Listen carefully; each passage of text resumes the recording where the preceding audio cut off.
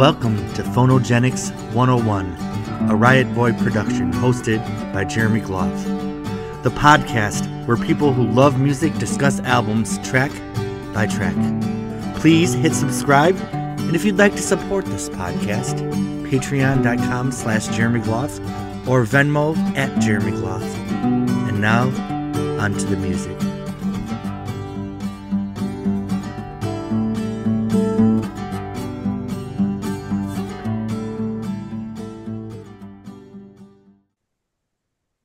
Hello, everybody. Welcome to Phonogenics 101. My name is Jeremy Gloff. I'm your host from Tampa, Florida. For those that are fans of my music, check out my video that's coming out tomorrow at 5 o'clock, Road to Bartow, the first single from the album Road to Bartow, which is coming out August 12th. Thanks to my Patreon subscribers and to the YouTube followers, and thanks to everyone at the Ledge for just roasting my ass in the message board. It's all in good fun. We're all having a good time. We are... admittedly, a lot of Stevie Nicks fans here, but we also love Fleetwood Mac. So we just come on here for fun. We try to remember as much as we can. I still have a day job, which was really stressful today. For those that don't know, I manage a restaurant that feeds the homeless, 2 locations. We're serving over 500 people a day. So there's a lot of stress. So it's nice to just come home, have fun, and talk about Fleetwood Mac. Tonight we are talking about their 2002 album, the last full length they've released to date, probably ever, sadly. Yeah. Say You Will. So we have all the classic people here, but we do have one new person I'd like to introduce from West Virginia, his first time on Phonogenics 101, Ken Bays. Ken, tell us about yourself and your history with Fleetwood Mac. Well, first of all, I really appreciate you guys letting me be a part of this. I'm looking forward to it. I've been a fan since I think the Hold Me video was on MTV. So that would have been what, 82, 83? Yeah. I'm a former rock critic. I spent about 15 years doing that, but I never wrote about Fleetwood Mac. So, this is my chance to talk about them a little bit. Oh my God, we have a music critic in the house. I'm so excited. You got to roast my ass too. Tell me when I'm wrong about things. They not considered rock? Yeah, how come you never wrote about Fleetwood Mac? So I spent most of my career doing blues and jazz stuff. I did write about rock for a few magazines like American Songwriter, Performing Songwriter. I just never got an assignment about Fleetwood Mac. They kind of, in those days, they weren't they weren't kind of as popular, I guess, as they are now. Yeah, it's true though that 88 through I guess 97. Yep. It was not cool to like Fleetwood Mac at all. Or Stevie Nicks. Like I remember I went to a record theater in Buffalo and I had the Wild Heart and Belladonna CD, and it was 94, and they're like, "Oh, we love when Stevie Nicks fans come here." Like so condescending. They're like, "Oh, she has a new album coming out, Street Angel or something." Like they were so dismissive of me. So I'm like, fuck you guys. I went in my car and listened to Belladonna and Wild Heart so loud. But anyway, hopefully Alicia will be joining us because Sharon did miss a few concerts on the latest tour. So maybe Alicia's being Sharon and stepping out of a concert. So it was 2002. We're going to give a little quick history. The Dance was a huge comeback. There was a lot of momentum with Fleetwood Mac. Christine McVie didn't want to travel anymore, so she went into retirement. There was some rumors that Sheryl Crow was going to join the band, but it didn't happen. Stevie Nicks, right after The Dance, did her Enchanted box set, and then she finished off her Trouble in Shangri-La album, which I feel like was announced like in 98. Like I remember hearing that title many years before the album was finished. And then it finally came out, and I loved it. I loved Trouble in Shangri-La. It was a really strong comeback. And then there was news that Fleetwood Mac was finally going to be releasing some new music. And I feel like the Fleetwood Mac album came out around the same time as Tori Amos's Scarlet's Walk. Because I feel like Peacekeeper and Sword of Fairy Tale, or it was Peacekeeper and Die Another Day by Madonna. These are all 2002s. But I just remember I heard the new songs by 2 of my favorites on the same day, and it was a really big fucking deal. But anyway, do you guys remember when they announced the title, Say You Will? And I thought that was kind of like a little bit of an underwhelming album title. But, I don't know. That's all I had to say about that. So I guess let's start going around and just saying how we came. Nathan, your hand is up. Take it away, baby. Well, that's a good segue. Start going around and saying what? Just say. I have nothing to say. Go ahead. Well, it's interesting that you bring up the title, because one thing I did want to inject into this conversation is that there were 2 titles that were tossed around before, so you will, at least 2, and one was Gift of Screws. We know who suggested that title, and the other one was Infatuation. You heard this? I never heard that before. Infatuation was, Stevie said that she had a dream, and that it was that infatuation was the title. And then the quote is, "Isn't that perfect?" is what she apparently asked at the room. And so I read that actually just last night in I think it was the Say You Will tour, a tour program. So Infatuation and Gift of Screws were 2 alternate titles. Okay. Do you feel it would have been a stronger set of songs with either of those titles, or do you feel like Say You Will? I feel like Infatuation's like right along like the Rumors, Mirage, and Infatuation. It's one word. I feel like it makes sense in the theme of the album. I feel like Lindsay was in the studio like, I want to make a double album. Everybody just say you will. I'm going to show off my collection, then we're going to go into the thing. I have the standard edition of the album. I have the deluxe edition. I have the Peacekeeper promo single with the single edit, which does have some different lyrics. We'll talk about that later. Here's a Peacekeeper DJ CD that has the Tintin Out radio mix. Then there's the Say You Will promo single that has the single remix. Of course, the Live in Boston from the tour afterwards. I have the Say You Will DVD audio, which is a treat to listen to because they put some background vocals in this that weren't on the other album. Oh, wow. And then, of course, the Destiny Rules DVD. And finally, I have my Say You Will vinyl. Oh, man. There's my Say You Will collection. So, Nathan, is your hand back up? No, that was just clapping. Okay. Woo! All right. So does anyone else want to talk about their journey into the Say You Will album before we go into this track by tracks? Any volunteers? Jim.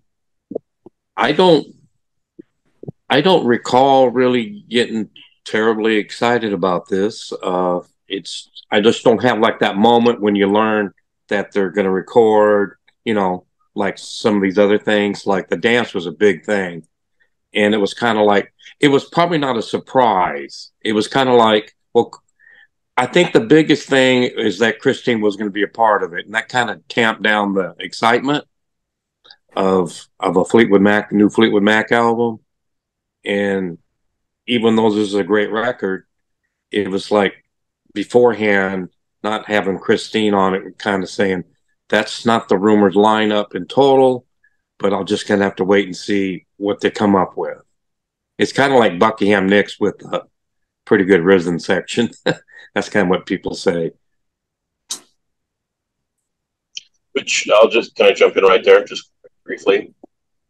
And that is to say that in that tour program, there was a big long section, Jim, from Stevie where she talked about that. And she said that it felt like being in a Buckingham Nicks Part 2 type of thing. Yeah. And so it was all very second nature. But boy, she really went out of her way, left and right, and over whatever, to make the point that they really missed Christine. And they didn't want to, they wish she were there and all that stuff. Yeah. And she really made a big effort to say that. It was interesting. I know, jumping ahead a little bit, when I saw the tour of this album, Fleetwood Mac really was a different band without Christine.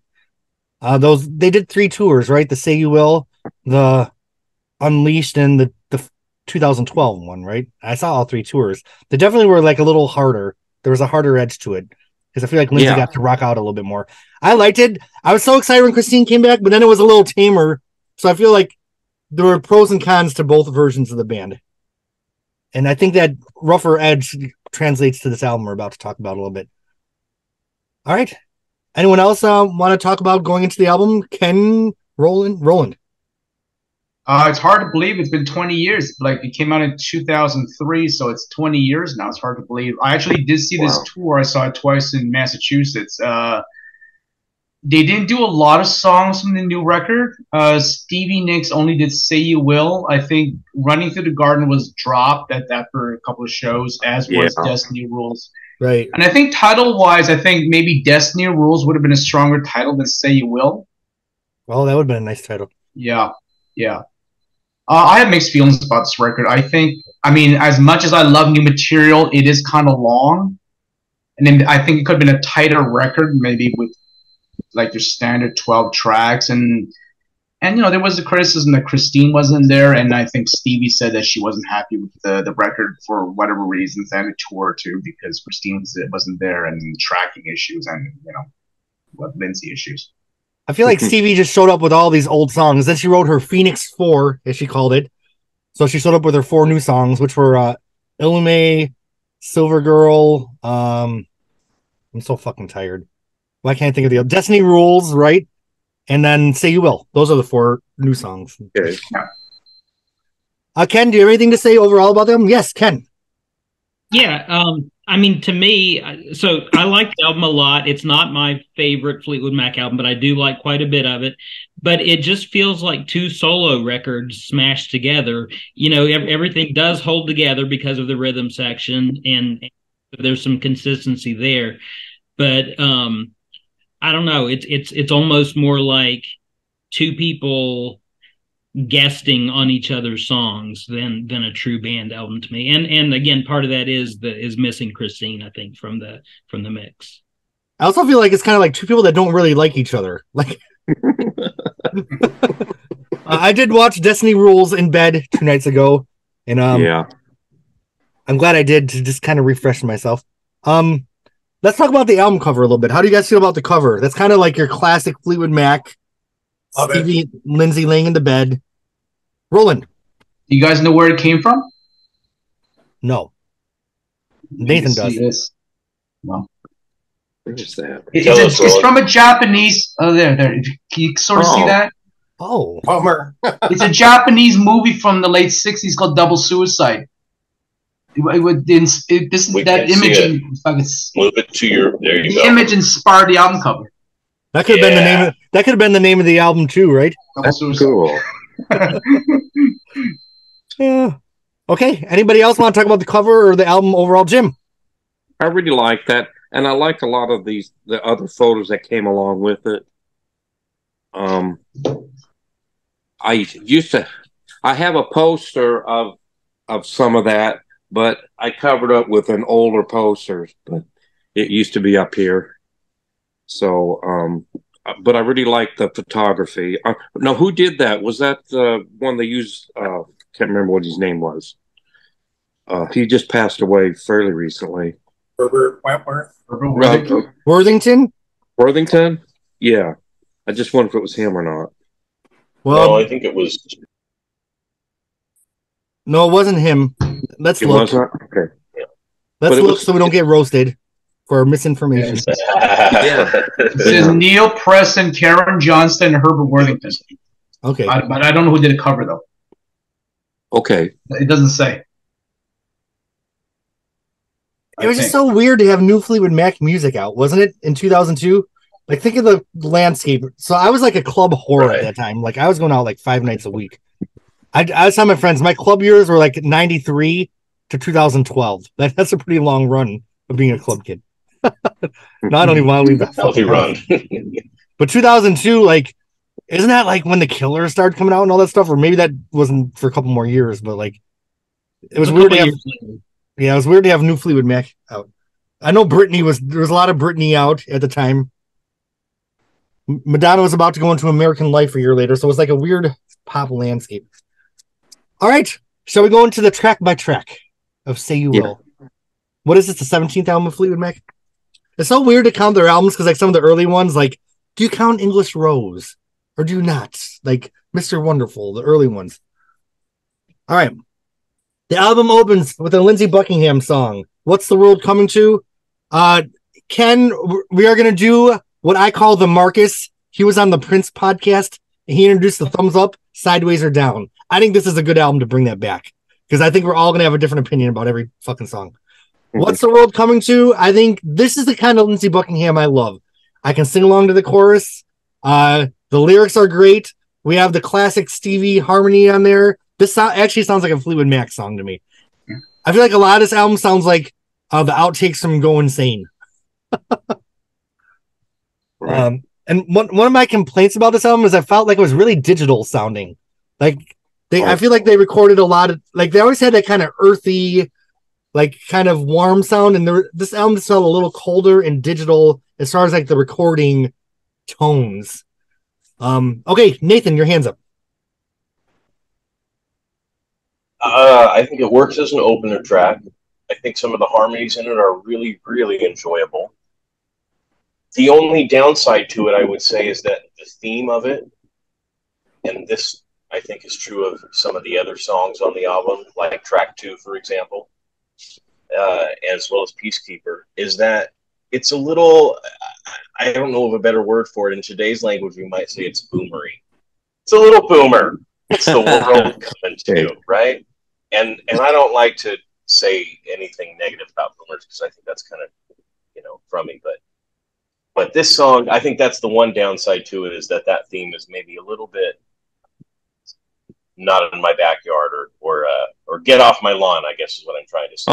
But, if on the other hand, this came out right after 9/11, and so from that standpoint, maybe it makes a little bit more sense. It certainly makes sense in the context of the time in which it was released. I think nowadays it seems maybe a little bit more boomery, but I like it overall, and it really works as an opening track.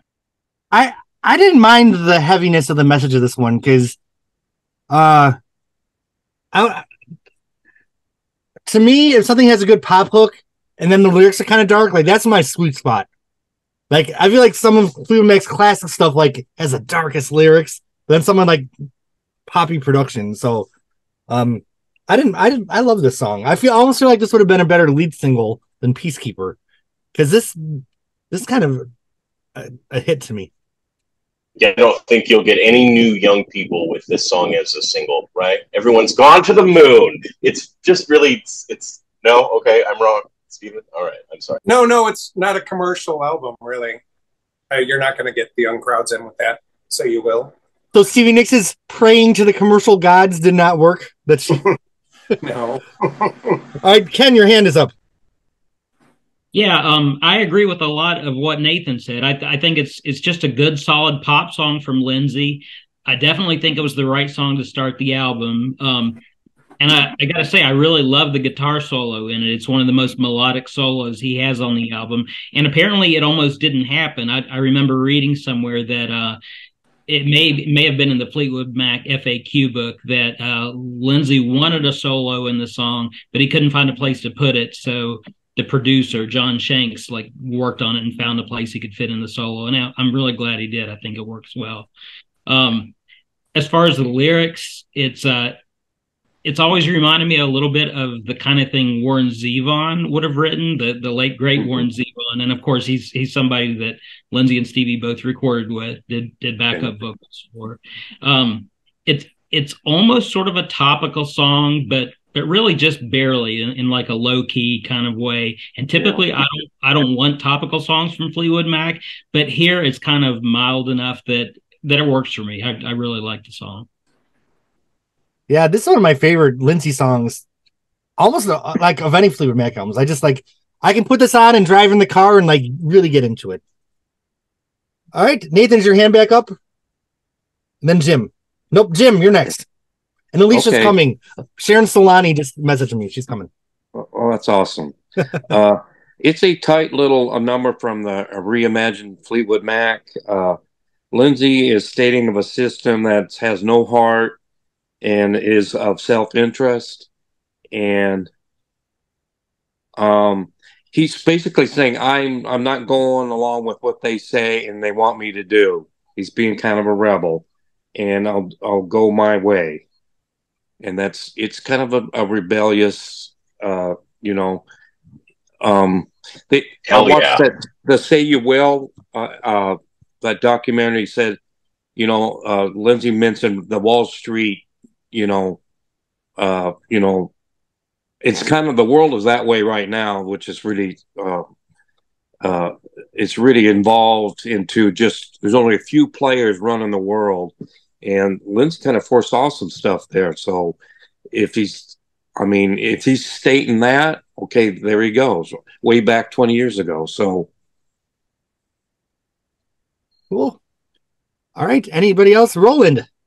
I think it's a great opening track. I think it's a critique of the music business. Didn't he reject this record, the record company at this time? Maybe. I don't think so. Was it this time? They had a trouble getting a label. They actually, they were trying to get on Interscope. That would have been cool. That's a cool label. That's the rap label, and Jimmy Iovine's that would have been cool just to be on Interscope. Yeah. You know, weren't all the Johnny Cash albums? All those Johnny Cash albums were on Interscope, weren't they? His like comeback stuff. That was American, wasn't it? Oh, that was American. You're right. But Interscope was cool. Sorry to interrupt you, Jim. Continue. Okay. That's basically what I say, that it would have been Interscope. Just the name Interscope, you think of Dre and, you know, and all those people in that era. And Jimmy Iovine. Yeah, that's the Iovine connect. Was he the instigator of Interscope, or he was like a co-signer of the beginning of it? But I mean, he was hugely involved. So that would have been a kind of, just to have that, it would have been kind of like a cool thing to have Interscope. But they went with the old big money of Warner or Reprise. I do feel like the whole package of the album would have been framed a little differently on Interscope, because I kind of associate Interscope with like edgier and cooler, and Warner Brothers kind of like the dinosaurs, the old guard. So I feel like it would have done them a service to have that kind of edgier label, and you know, maybe the album would have even been looked at a little bit more edgy with a different kind of promotion angle. I mean, there's some undertone edginess to this record. Sure. You know, and especially Lindsey's writing. You know, he's kind of, there's some things that are just, they're kind of, I don't know. Well, we'll get to it on Peacekeeper. I'll go through that. There was something that was controversial, and they had to change some words. Yeah, the single edit has some different lyrics on my single edit CD. Yeah. All right. Anything else on What's the World Coming to? I give it a 2 thumbs up. Steven. I just wanted to say to Nathan that I agree that it would have been a better single. I just don't think it would have caught on with the masses any more than the first single. I know what song I think should have been the first single, and I'll say it when we get to it. It's not even a Lindsey Buckingham song. Alicia is in the house. I know, we always get accused of being Stevie Nicks. Yeah. Alicia Ceylani. That's not my position, Steven. I don't think it would have been a better single. I think that might have been Ken's take. That's not my take on it. I don't know. Okay. Sorry. Alicia is joining us fresh off of just finishing the Destiny Rules documentary. So I'll pause it. Oh my God, she just finished it. Everybody, Sharon Solani. Is that how you pronounce it? I'm so tired, everybody. Sharon's here. The band is complete. We have our new member. You know who Ken is? He's freaking who's the guitar player that's tours with Lindsey sometimes? Ray Lindsey? No, like the extra guitar player that goes on the tours. And Stevie fired him. Brett Tuggle. Hayward? Yeah, Brett Tuggle. That's who Ken is Brett Tuggle. Where did you reach? Did Brett die? I think he passed away. He did? I thought he did. Well, we will all Google that later. Viewers, I'm not prepared to go into this topic. Alicia, what do you think of What's the World Coming to? I'm putting you on the spot. Yeah. It's a good opening song. I really like this record. So, I mean, Jeremy, you pulled out Behind the Mask in 2020. This is the record I pulled out and just said, nice. Okay, let's start hacking through the Mac catalog, and this is the one I pulled. So this is what I played for most of 2020. Wow. Yeah. So it's kind of my thought in listening to some of these songs, I thought some of the lyrics really applied to what was going on at that time. Little line here, a little line there. I thought with this song, I'll have to grab it in the car because that's where my CD is. But Lindsay sings about reservation. If you don't take a reservation, then I thought that was always a very poignant 2 lines there. So well, let's do the rating. I give this 2 thumbs up. What's the world coming to? I'm going to give it 1 thumb up, and I'm going to just, Alicia, 10 points on the reservation. What the hell is he talking about there? Yes. For reservation. I love that melody there, though. It's such a good melody. All right. it is. So I feel like track 1 is like Lindsay being topical and writing a great pop song. I feel like track 2 is totally the opposite. Like here she goes. Here goes Lindsay, like being weird. Being artsy, he's being experimental, doing art. The song's about Murrow, Edward Murrow, who is an American broadcast journalist, and it's Murrow turning over in his grave. So the way the world was, he was turned over in his grave, and there's lots of effects, and it's weird, and it's Lindsay being that Lindsay. What do you guys? This song, like. There's not one song there's not one song I hate on this album, but I just feel like I'm a pop kind of guy. Like even when it comes to like singer-songwriter stuff, I like a good hook. So this song's just kind of like one of those Lindsay, like he's jerking off himself a little bit. Okay, Roland. It makes me think of The Ledge from Tusk. Like you have this very pop, very likable, generally likable song, and then you go into a Stranger's song all of a sudden. See, I like The Ledge. I'll fuck with The Ledge. Because, like, if you're driving a car, like, count on my fingers, count on my toes. And, like, I'll be singing along. You love me, dude, but you can't. Like, but, like, Murrow, like. Paint another picture, say another. Yeah. But what he's singing about in this song, I really don't have any idea. I had to look up Ed Murrow. And he's talking about how he'd be disgusted with the way the world is in 2002. Which, I mean, can't blame him. Okay. Do we have anybody from the panel that would like to talk? Nathan, take it away. Then Stephen.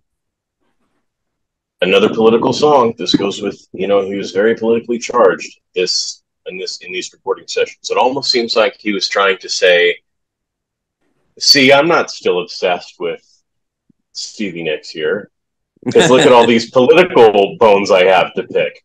And so he did on 3 or 4 tracks of this album, and to it's interesting though, because you think you're good song that you all think they're good songs. Yeah. This was like George Bush era. This was a year before the Dixie Chicks got slaughtered for their political opinions. Very MSNBC. Hey, we're going to the Chicks. Oh, you are? Cool. All right, Stephen. That's a couple of weeks. Damn. I think of like what Christine B once said about Stevie Nicks. You don't always know what she's singing about, but it sounds so good you don't care. That's how I feel about a lot of Lindsay's work on this album. Like I think his production, especially Miranda. There's some misses here, but there's a lot of shining moments where I just love to sit back and listen to the music. I think it's amazing. And if you smoke a little and listen to this album, this is a great album to have that experience too, because there's a lot going on all around you in the sound, and it's really polished and great stuff. I will say I'm talking some shit, but I've never skipped this song. Like I like how he kind of goes into the halftime beat at the end. There's a great solo. It gets heavy. I prefer poppier Lindsay, but this is badass. It's pretty cool. Can say something intelligent because I'm sure not.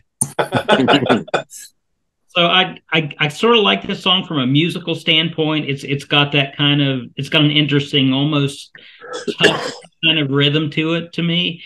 But then when you get to like the overlapped vocals in the chorus, it's just a little bit too much for me.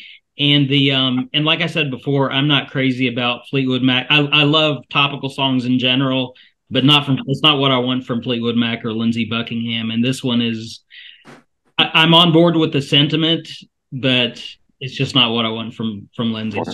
It's over the top for me. Too much. It's over the. I agree. It definitely felt like a solo song to me because I don't hear any Stevie in it at all.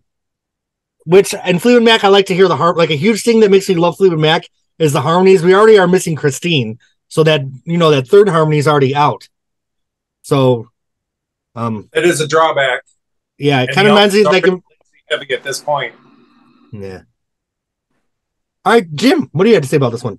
Yeah, Lindsay's his first two songs have a very political bent, vaguely. I mean, he doesn't name names, but it's it reminds me of something Don Henley would write and sing about. It's a very that kind of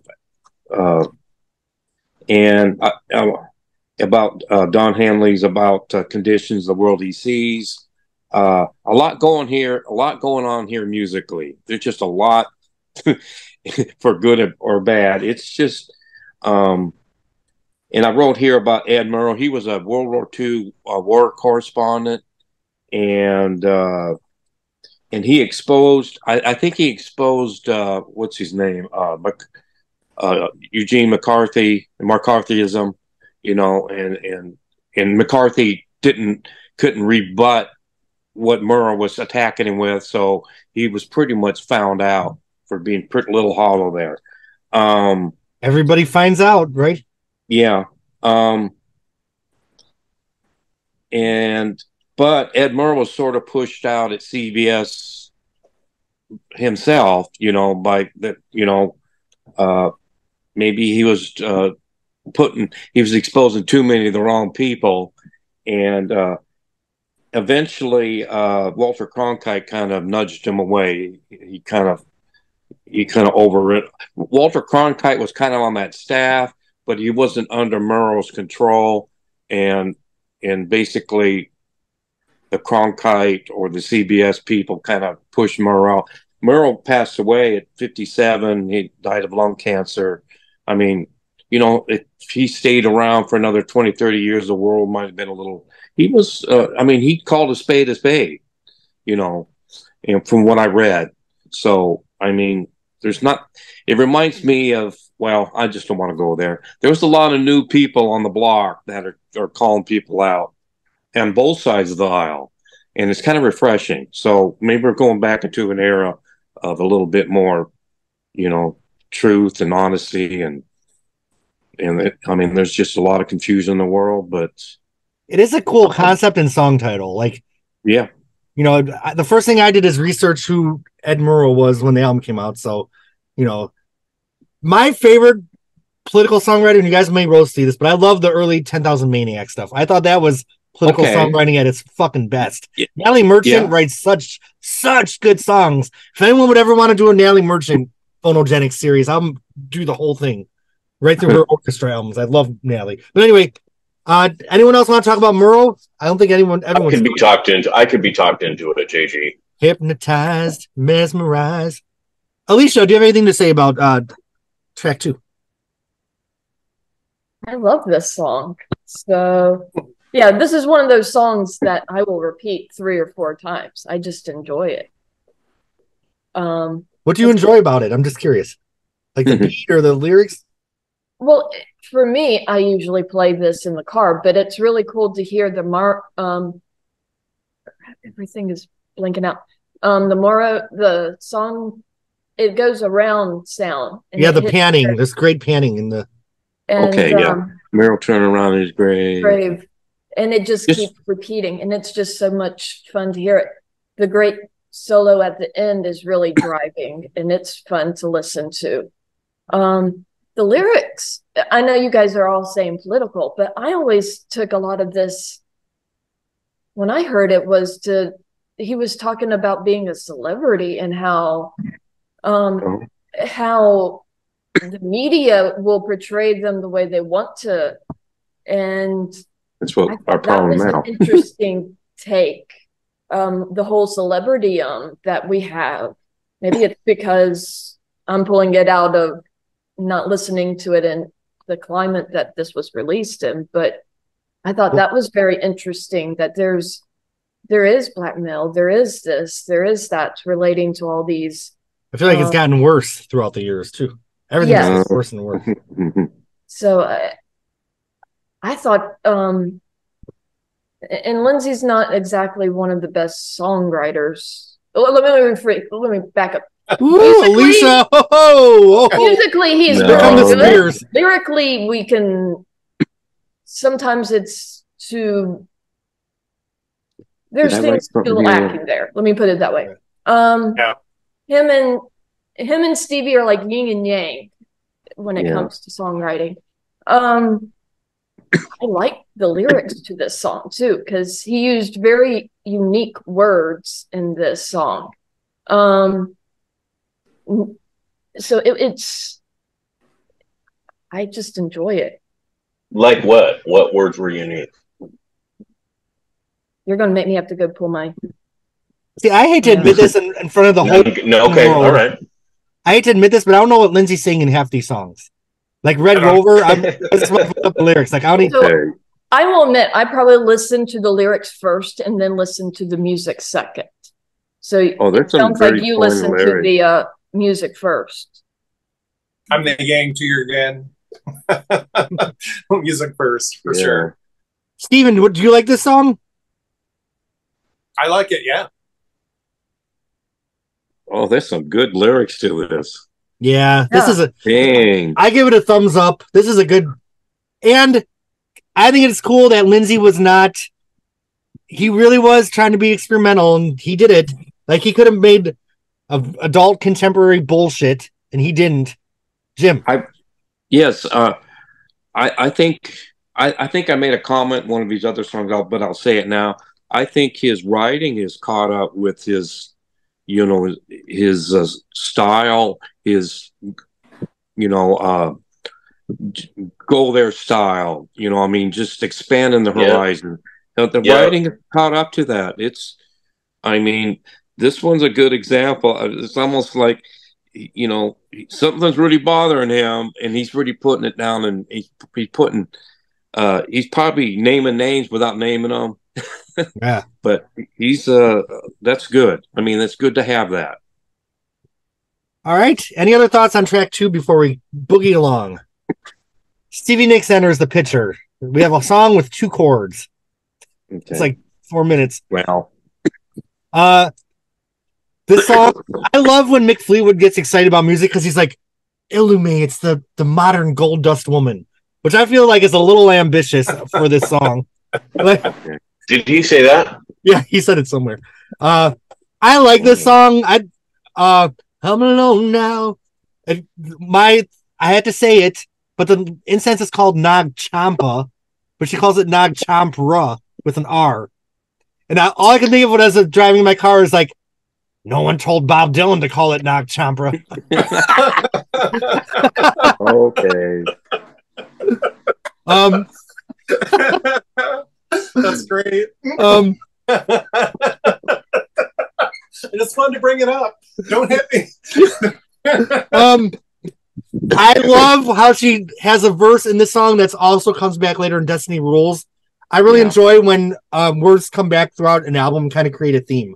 So that verse, I love the coastal cities. I love the lights. This song's about 9/11, which is interesting because it's kind of a cryptic song. It's very tribal. We have a lot of those like tribal kind of drums. We have Stevie doing some weird whispering. I hear legends in the... I don't know what the fuck she's saying, but this album's weird. Like they're definitely not praying to the commercial gods yet, as Stevie said in Destiny Rules. I guess they say that for later in the album, but what do you guys think of Illume 9/11? Roland, you started out. I love this song. It's my favorite from the record. I think it's a great groove, despite the very tragic, sad subject matter. It's interesting here. It says, this song is dedicated to Rudolph Giuliani. And it's funny that, how he's perceived nowadays. Oh, girl. That's funny. What's wrong with Rudy? Rudy has stayed with what he was America's mayor. He was America's mayor. Yeah. All right, we'll keep it on the music. Don't hate on Rudy. Steven. Okay. I think on this song is where Mick and John really start to shine. And I think the band itself is really hitting its stride in this album. Yeah. Like, they're great. They're fantastic. The bongos and all the drum work Mick does on this, the bass line is so unique. Again. Oh, what happened? Oh, Steven froze for a second. He froze. But I think her lip and it doesn't stray too far from its center, which is kind of disappointing. I wanted more from her, but I think the band is on fire, and I love listening to this on headphones or just blasting it. The music's fantastic. I feel like as a producer, Lindsay definitely was pushing Stevie into some more experimental territory. And you know what? Yeah, I love this song. I've listened to it so many times. It's so fun to sing along to. And, you know, it's a dark. These songs are dark. But I agree with you, Steven. The instrumentals are wonderful. It's got a great groove. Stevie's voice, this is the album where her voice started, I feel like the melodies were really low. Like, she had some really low melodies. And it didn't bother me. It was just, you know, a development. Do you think some of the songs are in the wrong key for her range? They're almost too low, I feel like, sometimes. Yeah, I was thinking that there's another song coming up where I'm like, oh, it's just too low. It sounds terrible to me. To me, well, I guess we'll get to that one. This but one I know is borderline. Yeah.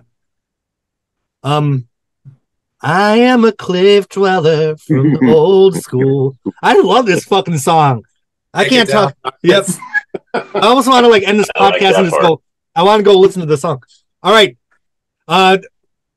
Who's next? Jim. Yes. I think this is the best Stevie Nicks effort with Fleetwood Mac since Mirage. I mean, right out of the gate. Over When I See You Again? Yeah. it rambles a bit like Mabel Normand, but it's in an epic way. What are it? It rambles like Mabel Normand, but in an epic way. Oh, okay. That's what I said. Sorry. It rambles like Mabel Normand, but in an epic way. I thought it was on another sentence. All the great elements of Stevie Nicks, the writing, the vocal, the inflections, are what we expect from her. The hard vocals toward the end are strong and heartfelt. The weird altered vocals in that mix are pretty cool. I mean, there's a lot of Lindsay does a lot of production stuff on this record with his and hers, and sometimes you can't tell who's doing the singing. I know it's them, but he does it right though. He doesn't make it too weird or cartoonish, but he makes it important and like a valuable thing to the record. It adds some kind of texture that just really brings it. It really brings a lot of good stuff to it.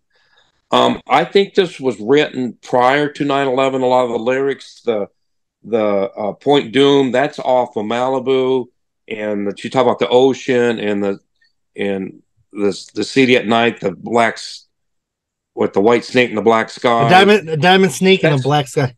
Yeah, that's a West Coast, like you're flying over LA, and then the desert has nothing in it.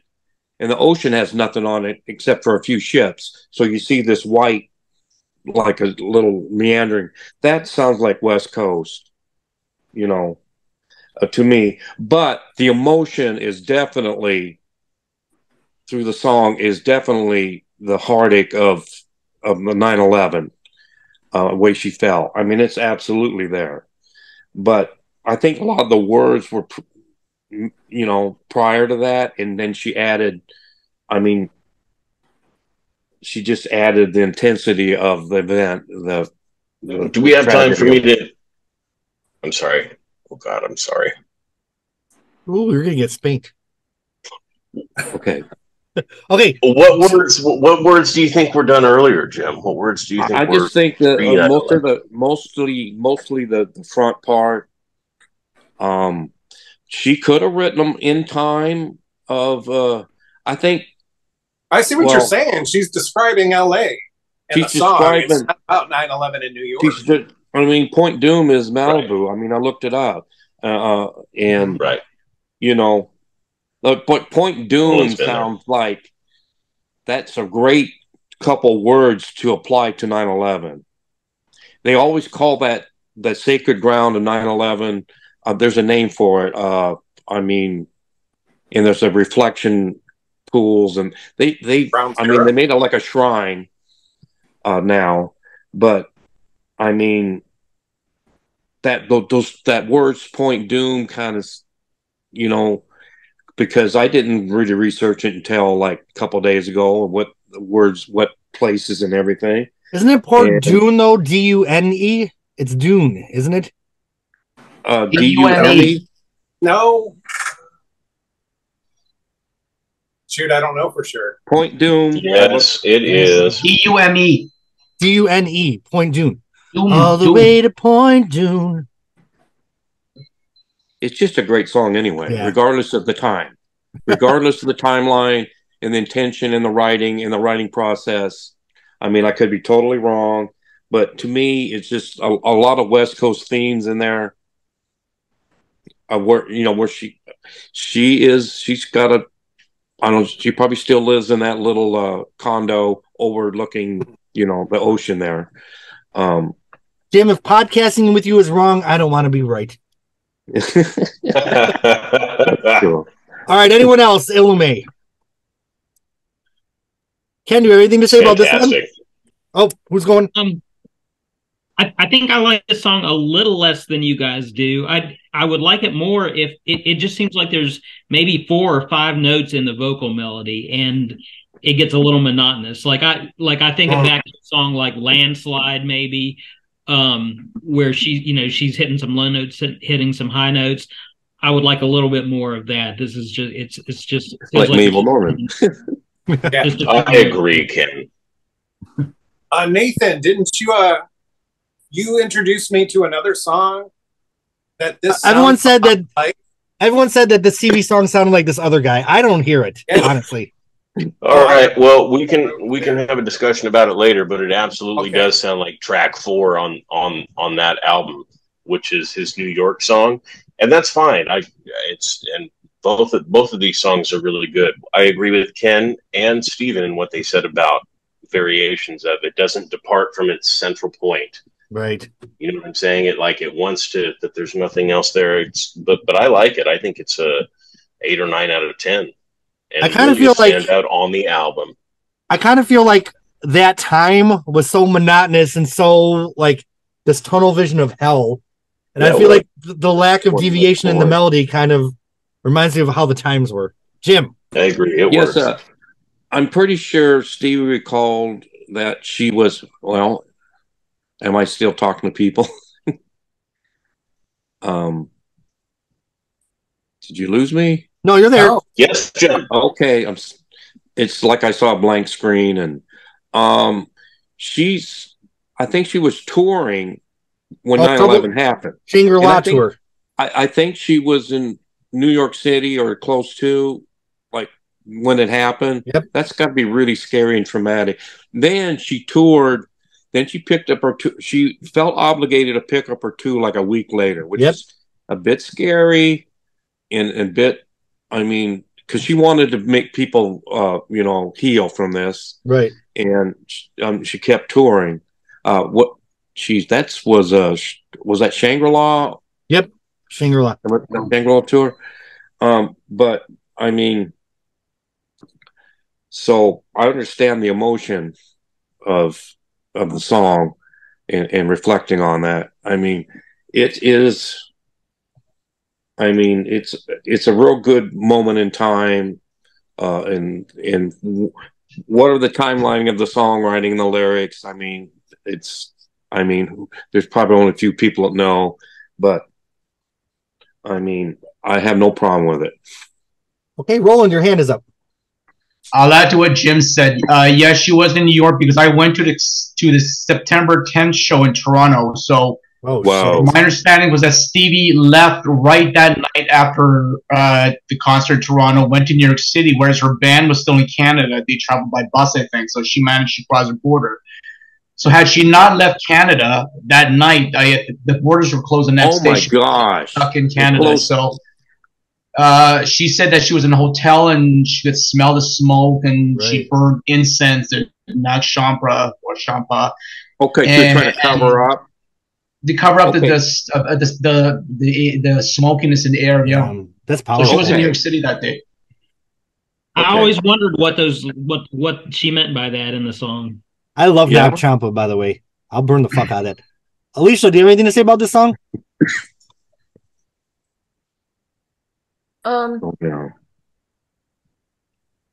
It's a great song. It was a song that it was a slow burner for me. Musically, it's good. It's a really cool experience because with this song, much like Morrow, it has all the studio effects with the drums and the voices and everything. So it's a really cool experience to hear it. But I guess because I picked this up so much after 9/11 that I had to go, okay, so this is what, and it's really cool to have her account, and she put it in a song. And it does fit with what Lindsay was doing with the first two tracks. It does flow. Yeah. Very stuff. The other thing that I was thinking of, well, I'll mention that with Miranda. Okay. But yeah, this is a really good song. I can't picture anyone else producing this but Lindsay. Like, I feel like this song. Fantastic. Yeah. Do you actually think of 9/11 when you listen to this song? I know that's the inspiration finishing of the song, but I don't really think of 9/11 when I'm listening to this at all. I don't think of 9/11, but I think of the world after 9/11, if that makes sense. Okay. Kind of like, we were all like just kind of frozen in time and kind of numb. And there's just like I just remember a weird, almost stillness. And that the song just reminds me of that time. More so than the actual event, the aftermath. It's just bringing back the horribleness. I think that's a great point that Alicia made, that this song really hangs with the first two. So you have three songs. That's a great point, Alicia. Thank you. That's all I have. All right, so moving on, a song that I had heard as a demo, because this is when fans started getting demos online. Sorry, Stevie, if you're listening. But Thrown Down was an outtake from Trouble in Shangri-La.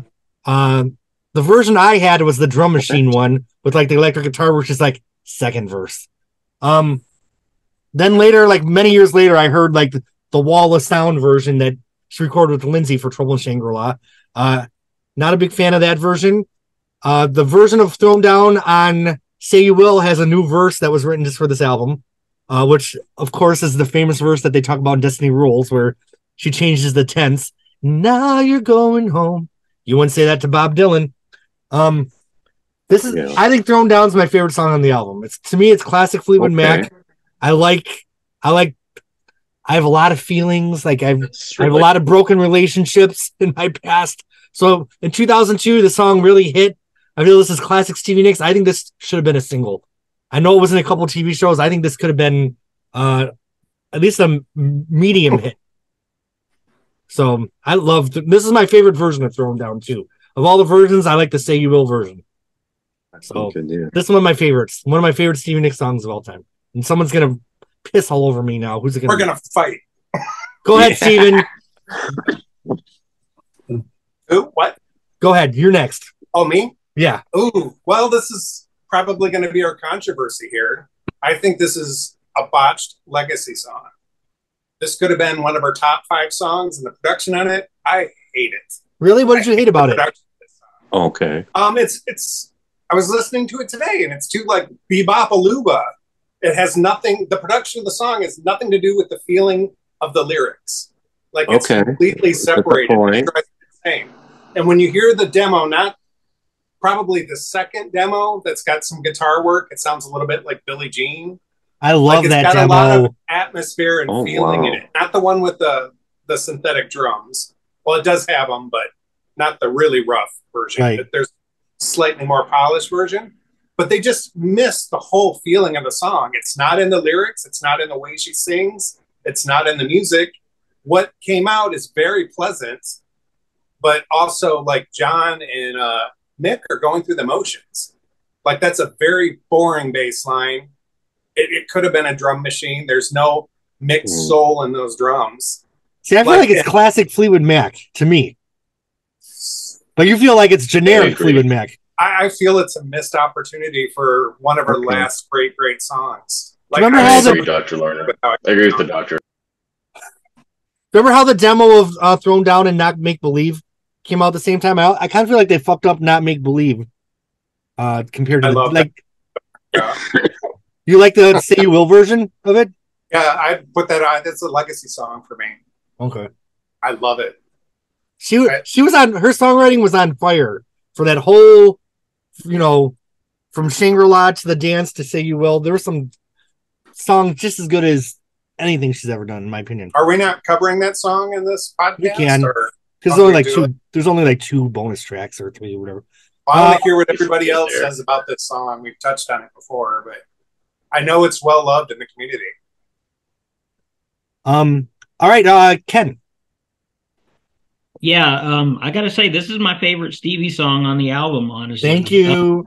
Thank you. And almost my favorite song on the album. I think it's the closest in production style to some of the classic Fleetwood Mac songs, like almost like Gypsy, where people talk about how Lindsay took Stevie's song and added all these little instrumental flourishes to it, little hooks in the melody.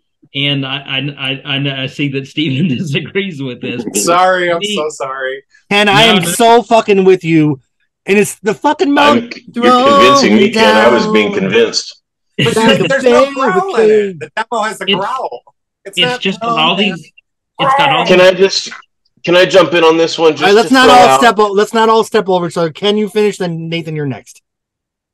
No, I was just saying it's got these hooks in it that I like, and I don't know if that was Lindsay's doing or one of the other producers who worked on the album, but to me, it's kind of got the classic Fleetwood Mac song. It's a favorite of mine. Nathan. And I would agree with you 100%, except for that line. It's like a great big fucking. I don't even know what the word is. It's like a hog on ice. And that is the line, like a barricade. What does that mean? Is she working for the city of Los Angeles or something now? And we're redoing the roads like a barricade. It's the weirdest, clunkiest thing she's maybe ever done. And if you would just make that a little prettier, like I don't know what, you all can write your own little imaginary lyric in there. But if it weren't for that, then I would agree. Nathan, you were out of your mind. It has the potential, Ken. It has the potential. Otherwise, I agree. Bob Dylan would use the word barricade. You're out of your mind. I see what you're saying with that word. Okay, I have so many defense mechanisms. I have many barricades within my fucking self. Many a barricade, motherfuckers. Thrown down like a barricade. I fucking love this song. Okay, Nathan. Okay. Okay. Ken and Nathan, your hands are still up. Are they from before? Or are we moving on to? Sorry, those have a Nick and a new guy. Let's bring. Okay, Roland. No. Jim. Good song. Thumbs up. No opinions. You can have to watch. Somebody give us a hot take. Jim Miller, Thrown Down. Yeah, the wife was asking about all this. Please tell me she loves this song. What? Please tell me she loves this song because it's so good. You're shaking your faith in me. Thrown down like a barricade. Yeah. Okay, she likes it. People have shaken my faith in everything else. She works, unlike some people. This is the damn Bob Dylan controversy is part of this song. Yeah. Yes. Yes. Go ahead, Jim. Bob Dylan or Dylan Thomas? Bob Dylan or Dylan Thomas? I'm never sure. Okay, I'm ready. Go ahead. Give it to us, Jim. Yes. It's a very open statement about Stevie's relationship with Lindsay. A very pleasing mid-tempo song. It's not like, it doesn't set the world on fire, but it's very pleasing mid-tempo. And I think I remember hearing this in a grocery store once. Or one of the songs off this album was in it surprised the heck out of me. It was Steve. It was one of Stevie's. It was one of. It was one of Stevie's songs, and I said, I was walking and I was looking at the catch-ups and whatever, and what is that? Stevie on Fleetwood Mac. Wow, Say You Will. My God, if they're playing something from Say You Will, and it's good harmonies towards the end. The song is mostly known for the Destiny Rules documentary. You can't say that about Bob Dylan. That's a pretty good. Hey, that's a great documentation. That documentary. It gets more valuable with time. They hated each other at this point. I mean, I think there's a lot of they kind of see a lot of things the same way, at least in the music, getting a project together, at least at that time. I mean, I don't know what happened since, but just some of the little ticky-tacky things that they disagree it gets overblown, and about the mixing and all that stuff, and then the mixer would take too long, and then and they had to dump him, and then they went with the guy original, they picked. So it's just the little things that get blown up in proportion in that relationship. But you watch the documentary, pretty much is it's a good bookend to this album. It's a good information to watch the documentary. And then they really, on the documentary, they only had like 4 or 5 songs they were working on. There was probably a lot of stuff on the cutting floor that might have been really great. Who knows? But all right. Anyone else for Thrown Down, or I always go to Alicia? I was closing out with Sharon. I like this song. I mean, this one and Destiny Rules at the end are probably my favorite Stevie songs off of this record. I mean, there's not much I can say. I mean, we've already covered pretty much everything. The thing that really caught my attention as I was listening to it the last couple of days was the lyric in here that faith is a hard thing to hold on to. Something inside you says, I don't have to, but you're not like other people. You do what you want to. So, amen, sister. Such a good verse. It's interesting. It's a verse. Huh? I said that's. Oh, for God's sake! It doesn't belong in the song. I'm like, what is that? Jesus Christ, Stephen, are you even on the same podcast as us? Your doctor's license has been revoked. Ken, have you heard the demo? I have not. I've heard the Wall of Sound version, but not the demo. Oh, that's a mess too. Yeah, that's a mess. That Wall of Sound. Yeah, like that's why I'm so hard on this song, because I love that demo. I love the demo too. It does have something that this version doesn't have, but I like them both. All right. Well, we still have like 30 songs to go, so we're going to keep it moving. Thrown Down, I give it 2 thumbs up. Good one. It's a 1. It's good for a grocery store sometimes. Oh, Jesus. Okay. Next, a song about Sex in the City, Miranda. I'm just kidding. It's not about Sex in the City. This is Lindsey Buckingham getting kind of weird again. At least I remember you had something to say about Miranda, so let's start with the lyrics on this thing. Yeah. I was trying to. Okay, I like Miranda. It's a fun song to listen to. It makes me feel like Miranda is like a paparazzi popping out of the trees or out of the bushes or something. Slides down, closes the shades, and slides down and out the door. It just makes me think of that. It makes me think of maybe an undercover agent or something. But the way the music is, it's just, to me, it's such an interesting, fun song. Again, he pulls out. Wow. It makes me think of, so I just have fun with it. And then the opening is just, I like the opening that Lindsey did. This is their first like music after the dance, and I felt like he was doing like the Big Love guitar. acoustic a lot on this album, like the really fast guitar picking, Well, which was something like new to me at the dance. Maybe he'd done it on some of his solo stuff, but to me that was a new thing, and he does it on this album a lot.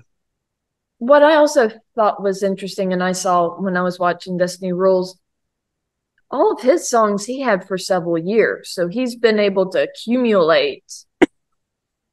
And it seemed, and he hadn't had a solo record, so this is really his creme de la creme for the last 7-10 years. Right. Then he just layered Stevie on the vocals for a lot of them. And it occurred to me, and this is what I thought of with Miranda. It kind of reminds me of Stevie doing Greta.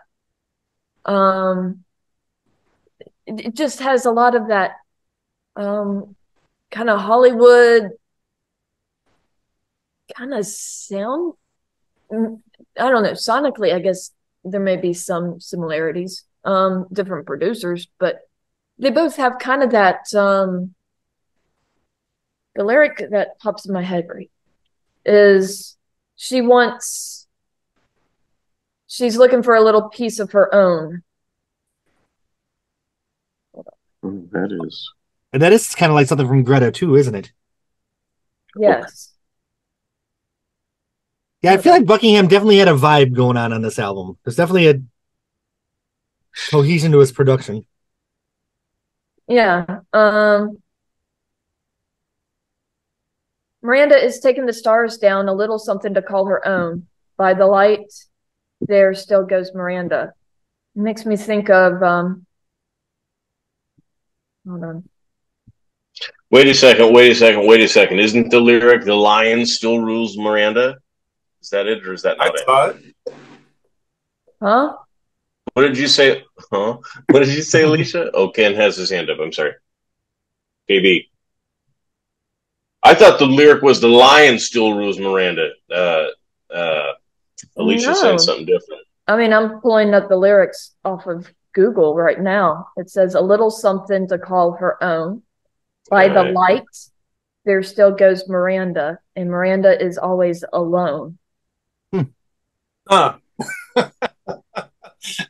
Well, the CD has the lyrics, so we can look at the CD. Yeah, I'm looking at the CD right now. It says "Lion," Lion, still rules Miranda. Oh shit! So whoever did the lyrics on the website's wrong. I'm dying to know what Ken has. All right, Ken, your hand is up. Yeah, it is a little bit of a weird song, not as weird as some of the songs on this album, but it kind of makes me think of Caroline from Tango in the Night a little bit. Yeah, it's Lindsay taking a woman. It's Lindsay taking a woman's name and building like a really rhythmic, interesting feel around it. And I'm not positive, but I'm pretty sure that this was another song originally for Gift of Screws, but I'm really glad it ended up here instead, because I do think Stevie's harmonies are nice on it and make it a little more three-dimensional than it would have been otherwise. I agree. That must be a hard one for her to sing too, or an interesting one for her to have to. I wonder what his explanation was, because I mean, it's sort of pretty brutal in terms of the lyrics, right, Ken? I'm going to pretend to know what the lyrics to this song mean at all. Yeah. What they're about. All this right. is me with a lot of songs. I'm just kind of like, so I'm not even going to try to act like I know what's going on. But it sounds so good. It sounds so good. Yeah. I feel like Stevie probably they never did this live, right? Did Stevie ever sing this again after the studio? Did Lindsay ever sing it again? I don't know if he did it on any of his solo tours. No. All right, Roland, is your hand up? It's nice to have Stevie on this. It makes it more of a group effort than, say, a Moro song. I agree. Mr. Miller, anything from the upper left? Yes, Lindsay is on this album. He's becoming the writer to match these musical chops. He's the full package here. This is a very spacey, interpretive thing that Stevie would write. It's really much kind of like it's, you read it over and over, and you hardly make any sense of it. And that's what makes Stevie great at times. You read it over and over. Okay, but it sounds good.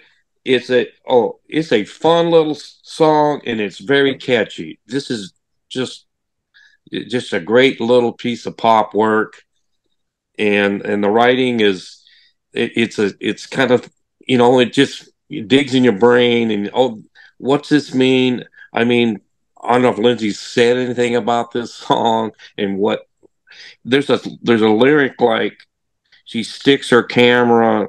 Oh gosh, where is that at? She sticks the camera right into her arm. That's some strange lyrics. So who knows what that is all about? All right, the next song is Carrie Bradshaw. Boy, those Sex and the City jokes are getting old, aren't they? So is that, and just like that show too, though. By the way, what a stinker. Okay, any other thoughts on Miranda? That was funny. I give it a thumbs up. 2 thumbs up for me. Yeah, thumbs up. So far, this album's a solid. Oh, Roland's doing the middle shit. Okay, another weird Lindsay song. Roland. Red Rover. Some really interesting stuff in the production. Why do you come around? I find myself that you can almost sing along to every song on this album. I love driving in my car and singing along. This is one of those songs I had to look at the lyrics. I didn't know what Lindsay was saying in parts, but some really interesting panning stuff going on here. Some interesting production. Who wants to kick off Red Rover? Ken. Yeah, like you said, this is the really weird Lindsey Buckingham, and that's usually my favorite Lindsey Buckingham. This is one of those songs where he's showing off his guitar finger picking skills, and I feel like I like the way it sort of builds in intensity through the verse, and then when you get to the chorus, it kind of opens up and gets quieter. So it's like this effect of tension and relief. I think that's a nice feel for it. And the thing I remember about this song later on, when the Buckingham McVie album came out years later, and I heard the song "Sleeping Around the Corner," and it had the lyrics about Red Rover in it. And I'm like, what? I love that song. It's a great song, but like, well, I don't know what it means, but it was interesting. Actually, I think "Sleeping Around the Corner," I think it was like before it was on Buckingham McVie, wasn't it a bonus track on one of the digital versions? Yep, it sure was. And I could never find it, so I didn't know if it was the same mix that ended up on Buckingham McVie, or if it was a different version. I'm pretty sure it's different, but yeah, I have no idea what Red Rover means, but it sounds cool. All right, Jim. Red Rover used to be a game where on the playground you would there'd be 2 lines of kids holding hands, and you say Red Rover. Red Rover said they'll just pick somebody out of the row, and they'll try to bust through the hands of the other line. That's what Red Rover is. And on this kind of reminiscent, or I think Lindsay's thinking of childhood, or his childhood or something. That's what the game Red Rover is. Good point, Jim. I mean, and to the song itself, it reminds me of, like the picking part, reminds me of some of Paul Simon's music during kind of that time period or before. I think Lindsay's vocals are kind of low in the mix. I think the music is kind of up high, and you don't really, he doesn't, he's not singing over the track a lot. I didn't particularly like this song initially, and I just don't really, after all these years, I don't really like it any more than when I first heard it. It's a Lindsey Buckingham song. It's pretty much like his solo work, and there's a lot of great stuff on Lindsay's solo work, but it just kind of like another one of his songs on like his solo work. All right. Anybody else on Red Rover? Roland. I like some of Lindsay's songs on this record, but not this one. Skip for me. Oh boy. All right. Does anyone else have any thoughts? All right. I give it a thumbs up. I'm still going to give it a thumbs up. Oh, Jim gave it a thumbs down. Elisa, do you want to say anything about this one? Yeah. I like listening to it. It's probably one of my favorite of his songs on that album. But I think I like it more for the music than the lyrics. There's a lot of energy. Huh? There's a lot of energy. Yes, it is. There is a lot of energy. So yeah. I mean, Mr. Nathan, do you want to say anything before we move on? I guess not. Okay. Next, track number 7, the title track of the album, the best Christine McVie song that Stevie Nicks ever wrote. Okay. No. When I first heard "Say You Will," I'm like, I'm like, this is McVie territory. Just that kind of something in you. Just remind me of I don't know, a McVie song. I love "Say You Will." I never love a kids chorus, but you know, whatever.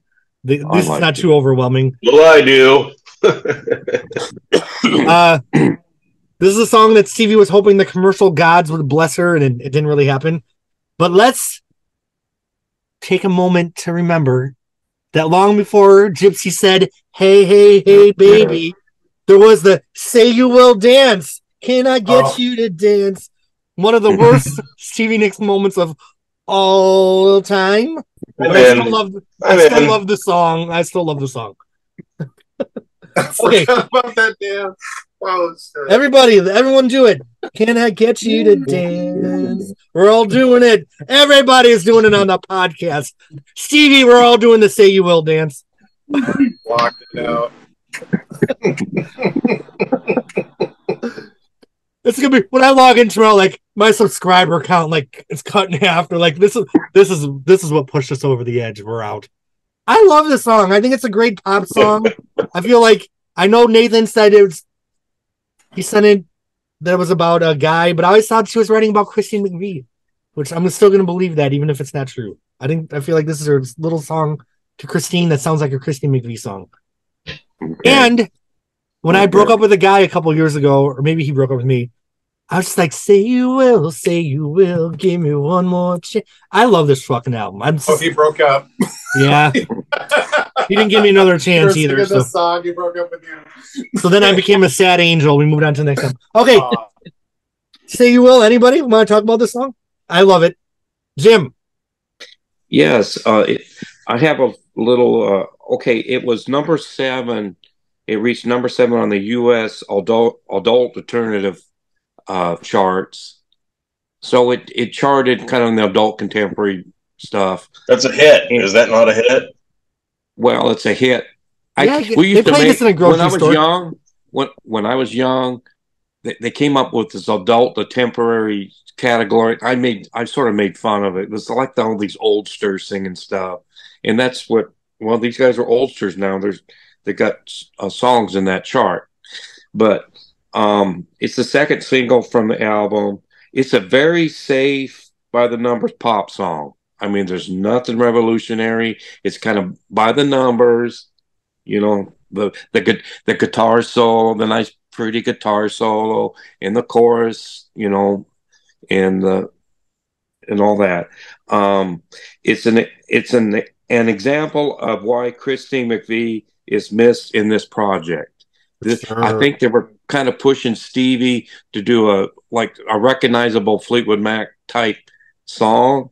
It's good, but it's not Chris. Right. And there's no one can be McVie but Christine McVie. Yes, it's an easily recognizable Fleetwood Mac sounding song. If one would hear it, it didn't get played very much. You know, I didn't hear it on the radio or even in the grocery store. And I like the young girls at the end singing. It's family and friends singing. It's harmless. Okay, Roland, your hand is up. Yes, it's a great fun song. I could do without the kids sing at the end, but I just question whether they should have named the whole record after this song as a title track. Does it exemplify the whole record? No, it's kind of an outlier, doesn't it? Okay, so does everyone know that the inspiration for this song was the what was that thing that I said?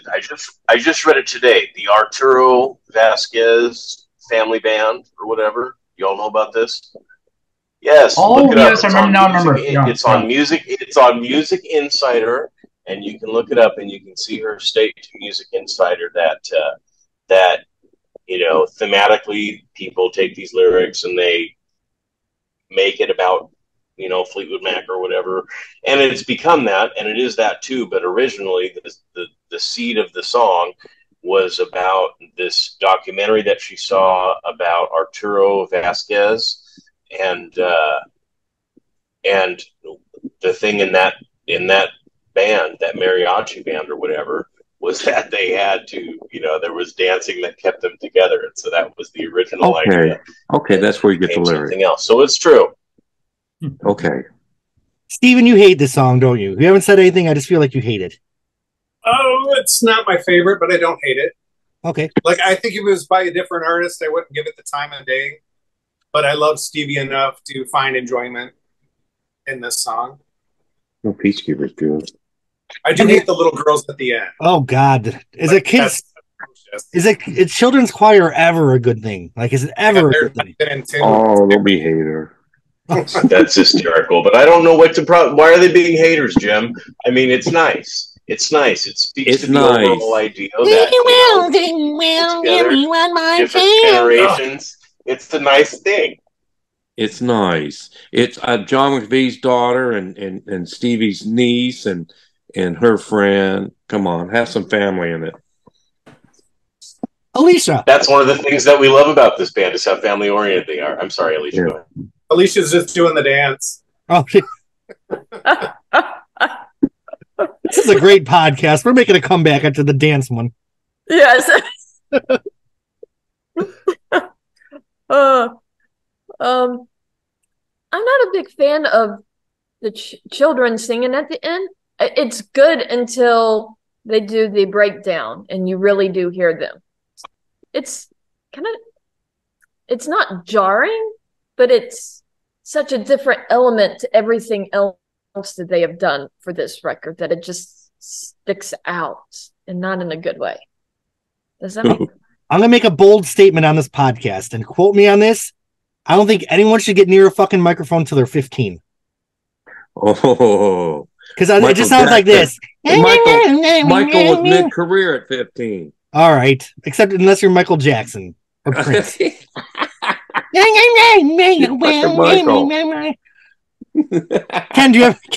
save this podcast, Ken. Do you have anything to say about Say You Will? I mean, all my thoughts about this song have already been said. It's obviously a Christine McVie song that Stevie's trying to write in the absence of Christine McVie. It's a catchy, bubbly song. That's good. It's got kids on it. That's bad. Same as everybody else feels. Not Jim. Okay. I still give it thumbs up, though. Just children's choir notwithstanding. I give it 2 thumbs. Something you brought out. It is an attempt to sort of invoke a Christine vibe on here, isn't it? And I love the Stevie Say You Will dance. And can we talk about something? Remember how she parted her hair in the middle on that tour? Wasn't that weird? That was so weird to me. She never did that, only on that tour in the middle. Okay, no one cares. Any thoughts on Say You Will? We're moving on. Okay, next. Peacekeeper, the lead single for the album. I never really loved this song. I hate the meow, meow, meow, meow, meow, meow, meow, meow, meow, meow, meow in the chorus. Oh, the guitar. I'll never hear it the same. It's just meow, meow. Okay, in the single edit, they say they take out the lyric, "Take no prisoners, only kill." Yeah. They make it "take no prisoners against their will" or something similar to that. No, break their will. Break their will. Yep. Thank you, Jim. I was about to get roasted by the public. No, those are the edited lyrics. Yeah. Come on. Okay, somebody here loves the song, and somebody should say why they do. Why was this? This was the lead comeback single for Fleetwood Mac after the dance. We had Silver Springs, we had Landslide, we had all the hits from the dance, and then they come back with Peacekeeper. Why was this the single? I'll tell you what, Lindsay does politics a lot better than Stevie. Well, that's true. Yeah. Meow, meow, meow, meow. Roland, you had your hand up. I don't think it's a great, strong single. People are saying it sounds like a gawking chickens. Chickens. Yeah. Dr. Larner, your hand was up. Oh, it wasn't. No? No, it wasn't, but thank you. Jim, Ken, Alicia, anybody? Peacekeeper? I mean, I think it was a single because Fleetwood Mac has never, or their record label has never been great at picking the first single. I thought Big Love was a weird single, but turned out to be a huge hit. It was. Good point. I'm doing this. Take your pills. I'm with whoever else. Was it you, Jeremy, that said that? You take this to clonidine. Sorry. Jim, I'm muting you. Go ahead, Ken. No, I was just going to say I'm with whoever it was. I think it was you, Jeremy, that said Throwing Down should have been the first single. That was such a Fleetwood Mac song. Yeah. Is it Alicia? What do you think of Peacekeeper? Probably at the end of this record, you're going to say this is what will get me in as a Buckingham fan at some point. It really made me go pick up his solo stuff. I enjoyed this song. I think it's not anything revolutionary, I guess. And we've already mentioned the two lines that always stuck out to me. This is not a test. This is not a drill. Take no prisoners, only kill. So I thought that was really, it's with that, and then Sharpened Knives from Murrow, they really do bring up some very interesting imagery as you kind of track through these songs. It's interesting, on the single edit, they have more harmonies in that middle section than they do on the album mix, which I enjoy. Really? Okay. Yeah, that's cool. Yeah. So I'll have to go hunt down the single. Is the single mix on the bonus? No, I think it's kind of hard album? to find, so I can send it to you, Alicia, if you can't find it anywhere. Okay. Just one Nathan, your hand is up, Nathan.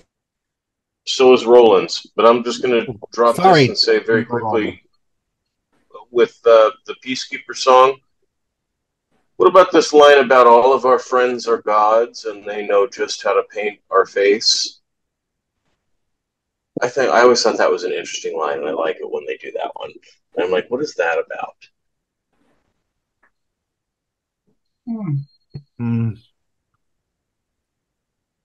Jim.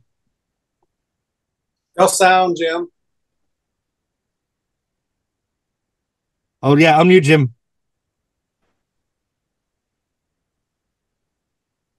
Okay. All right. Lost my mojo.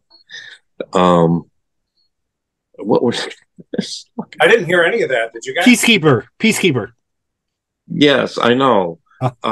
Piece of ass keeper. All of our friends are gods. Oh yeah. I think it's a reference to our peers in the music industry. He might be pointing, let's just say, NSYNC or pop artists or NSYNC, Britney Spears, whoever. You know, it might be a poke at them. I don't know. Good point. It might be a poke at peers or younger artists that are, he's boomer. He's being a boomer. Pointing out things younger artists are doing, but that could be that. I could be way off base. This actually did pretty good in some charts. It was #1 in the U.S. AAA, which is all adult alternative something. I forgot what it was. #10 in U.S. adult contemporary. Adult top 40, 16, and on Billboard. I mean, that's the big one. That's where you throw everything country and rock, and it was number 80. So it charted in a Billboard at 80. I feel like any first single from the album would have charted just based on the excitement for new Fleetwood Mac. I feel like Lindsay had even better songs on this album that charted. But okay, I'll continue. Yeah, It's a quirky but accessible at the same time. I love Stevie's voice in the mix, good harmonies, and we discussed the word change especially on TV versions. You know, break their will. I mean, it's like Ed Sullivan and the Beatles or the Stones. It's like, let's spend some time together, and instead of just spend the night together. That's such a famous lyric change, and I think the Doors had to change something too, or they didn't. I don't know. It was Light My Fire. Maybe the Jim Morrison didn't change. He was supposed to change the lyrics, and he didn't. I can't remember the story on that, but there's some famous instances. This is way down the list, but I mean, they were pushed. They were, I mean, you know, they were made to change it a little bit. So that's a provocative lyric, you know, and for whatever interpretation. Which one, Jim? Which is the provocative lyric? Take no prisoners. Only kill. I mean, you know, in this day and age, people take a lot of things literally, and you know, I don't like things when they're censored. I do not like, and I mean, they caved in. You know, they could have said, "Hey, this is what I wrote, and it means something to me. I don't have to explain it to you." I wonder if I wonder if Lindsey Buckingham thought it was funny that in the school shootings and all that, it's like, did he think, here I am, here he is, Lindsey Buckingham, along with all these other sort of rage, dark metal things that that sort of is normally associated with that type of thing. You know what I'm saying? And there's Lindsey with his sort of light, breezy Northern California rock. Yeah. Within that mix, isn't that funny? I mean, there's some very, very, especially Lindsay stuff in this. There's some very, very harsh things are said in lyrics and pointing pointing at institutions and people without saying their names, and you know, maybe the people that he's pointing at know they're being pointed at. I don't know, but you know. That's kind of what I like about this record.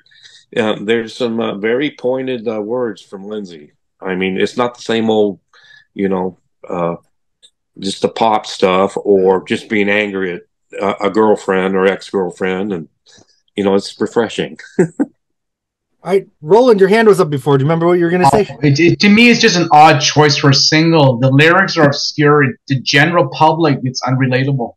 Yeah. And what is the song about? And there was that mood I read during that time when just the title of it just was against the mood of the country at the time, right after 9/11 too. Yeah. The title, some people thought was off-putting, whether they even bothered to listen to it. So, well, I give this a sideways. Hey, you try. All right. Does anybody else have anything they want to say about Peacekeeper? Alicia. I wonder if the Take No Prisoners has to do with all the band politics that would go in. Oh yeah. Mm-hmm. Because that was something I was watching with the Destiny Rules thing. Okay. How much politicking it is inside this to make these songs and to make things happen and compromise. You could almost say somewhat like a like a war. My manager is going to talk to your manager. Yes, let my manager talk to your manager and your lawyer. And there was, I think there was some lawyer talk there during that too. Yeah. All right. Well, I'm going to keep things moving because we're not even halfway fucking through yet, and I'm getting tired. Let's just keep it. How do we? Hey, we can actually do a part 2. No. I can't. I got to have a day to myself someday, please. We can get through, right? I feel Start putting people on timers. Yep. Okay. The next song. Lindsay's rocking out. Me especially. Me more than anyone. Lindsay's rocking out. Come. It's a dirty lyrics. TV hated singing it. Stevie hated the song. You don't think of me when you don't come. I did. You know, I don't. That's not what I really need from Fleetwood Mac. You know what I mean? But like, it's fine. Like he's rocking. Lindsay just wants to rock out. He's has that effect on his voice. He's screaming and yelling. What do you guys think of the song? It was a concert. He didn't. Ken, take it away. Yeah, I have strong feelings about this song. Let's just. Okay, so I just think he goes too far. That like the line you just cited. Think of me every time you don't come. Like so. Fleetwood Mac has definitely had moments in their history of being mean to each other in songs. I'm fine with it. But I think back to a song like Go Your Own Way, and there was a little bit of subtlety to it. There was cleverness. It wasn't so blatantly just mean-spirited as this. And to me, it just goes too far. And not only with the lyrics, but the music goes too far. It's just so bombastic with the crazy guitar, and it's just too much. I saw him on I think it was the Seeds We Sow tour, and he did this song, and he also did I'm So Afraid the same night. And I'm like, we don't need both of these songs. It's like too much guitar intensity, too much just raw emotion. I don't know. It was just not a song that I care for at all. Okay, Roland. I agree with Ken. I was at the Say You Will tour too, and this was a song people just went to the bathroom. It was just too long. Oh, they did it live. Okay. Anybody else? Come. I didn't like saying that. Okay, Jim. Yes, I think Lindsay takes a good stab at a Jack White vocal, you know, of the White Stripes. That is he goes up there and kind of attains that. Mick and John empty the tank on this one. Lindsay, great guitar work, a departure from one would think Fleetwood Mac would do. So they're trying to stretch their boundaries. And is anybody there? Yeah, we're all here. Okay, it just blanks out. Good points. Good points. Okay. They should have been really daring and spelled "come" differently if he was going to really make that point. Oh God! You see, wow. That would have been too far. Oh, it was already too far. It was okay. Ken thought it was already though. Well, we all have different. That would have been too far for me. No one leaves my bedroom without busting a nut. Hey, I cannot relate to this fucking song. When I first heard it, I knew what he was aiming at. No one's leaving unless they're. We're not starting the song unless you finish it, honey. So I cannot even relate to this song. Okay. Anybody else? I'm not saying the name of this song. I'm not saying it. Wow. Sticky song. You all. Okay. What? I give it a thumbs down. Oh, Alicia. Alicia's giving it 2 thumbs up. Go ahead, Alicia. Yeah. Okay, so maybe it's inappropriate, but I enjoyed the studio, the way they had created the studio effects. And for me, it's a good vocal from him. Yeah. He really, he has kind of that whisper sound as he starts.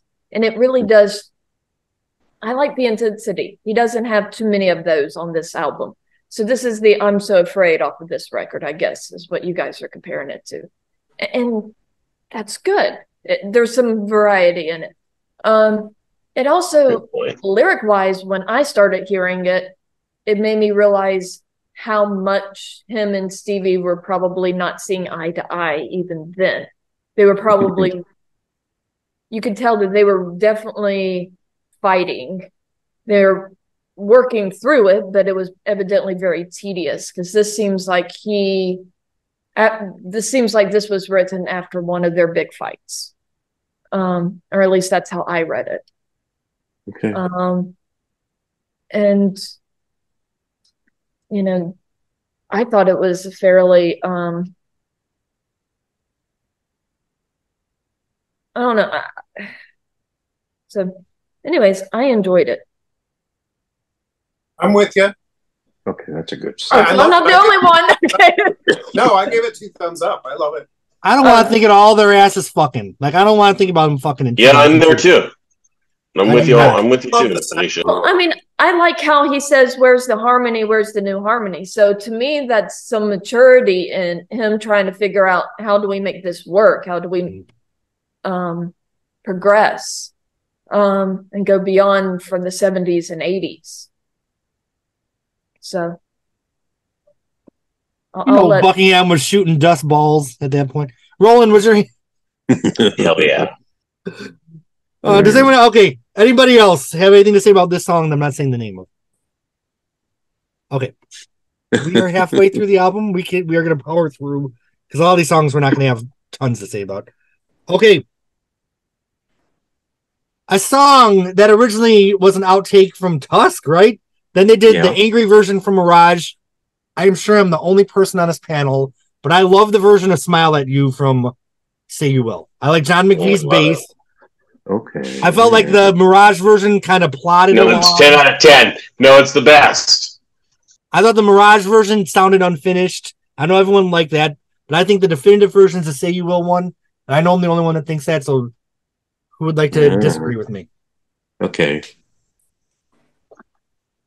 I just love the production. I feel like it's a happy medium. Just like right. What was the song from 24 Karat Gold? If You Were My Love, like they did the rock version, then the funky version, then the salsa version. I just feel like this is the happy medium. Roland, take it away.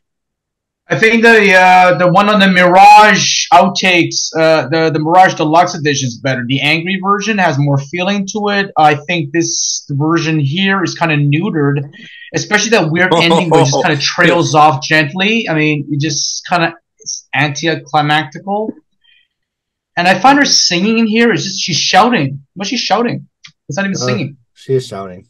And the music sounds very Tango in the Night notes. Have you? Yes. That's my impression. It sounds like something from like Tango in the Night. That song. It fits into that record. Yeah. So it's not my favorite version. I think a lot of fans actually don't prefer the angry demo version. I'm the only one. Do you remember when the track list came out for Say You Will though? Like there were so many Stevie songs I recognized from the demos and the track list. I'm like, oh, she's doing Smile at You. Oh, Running from the Gardens on the album. Like it was interesting.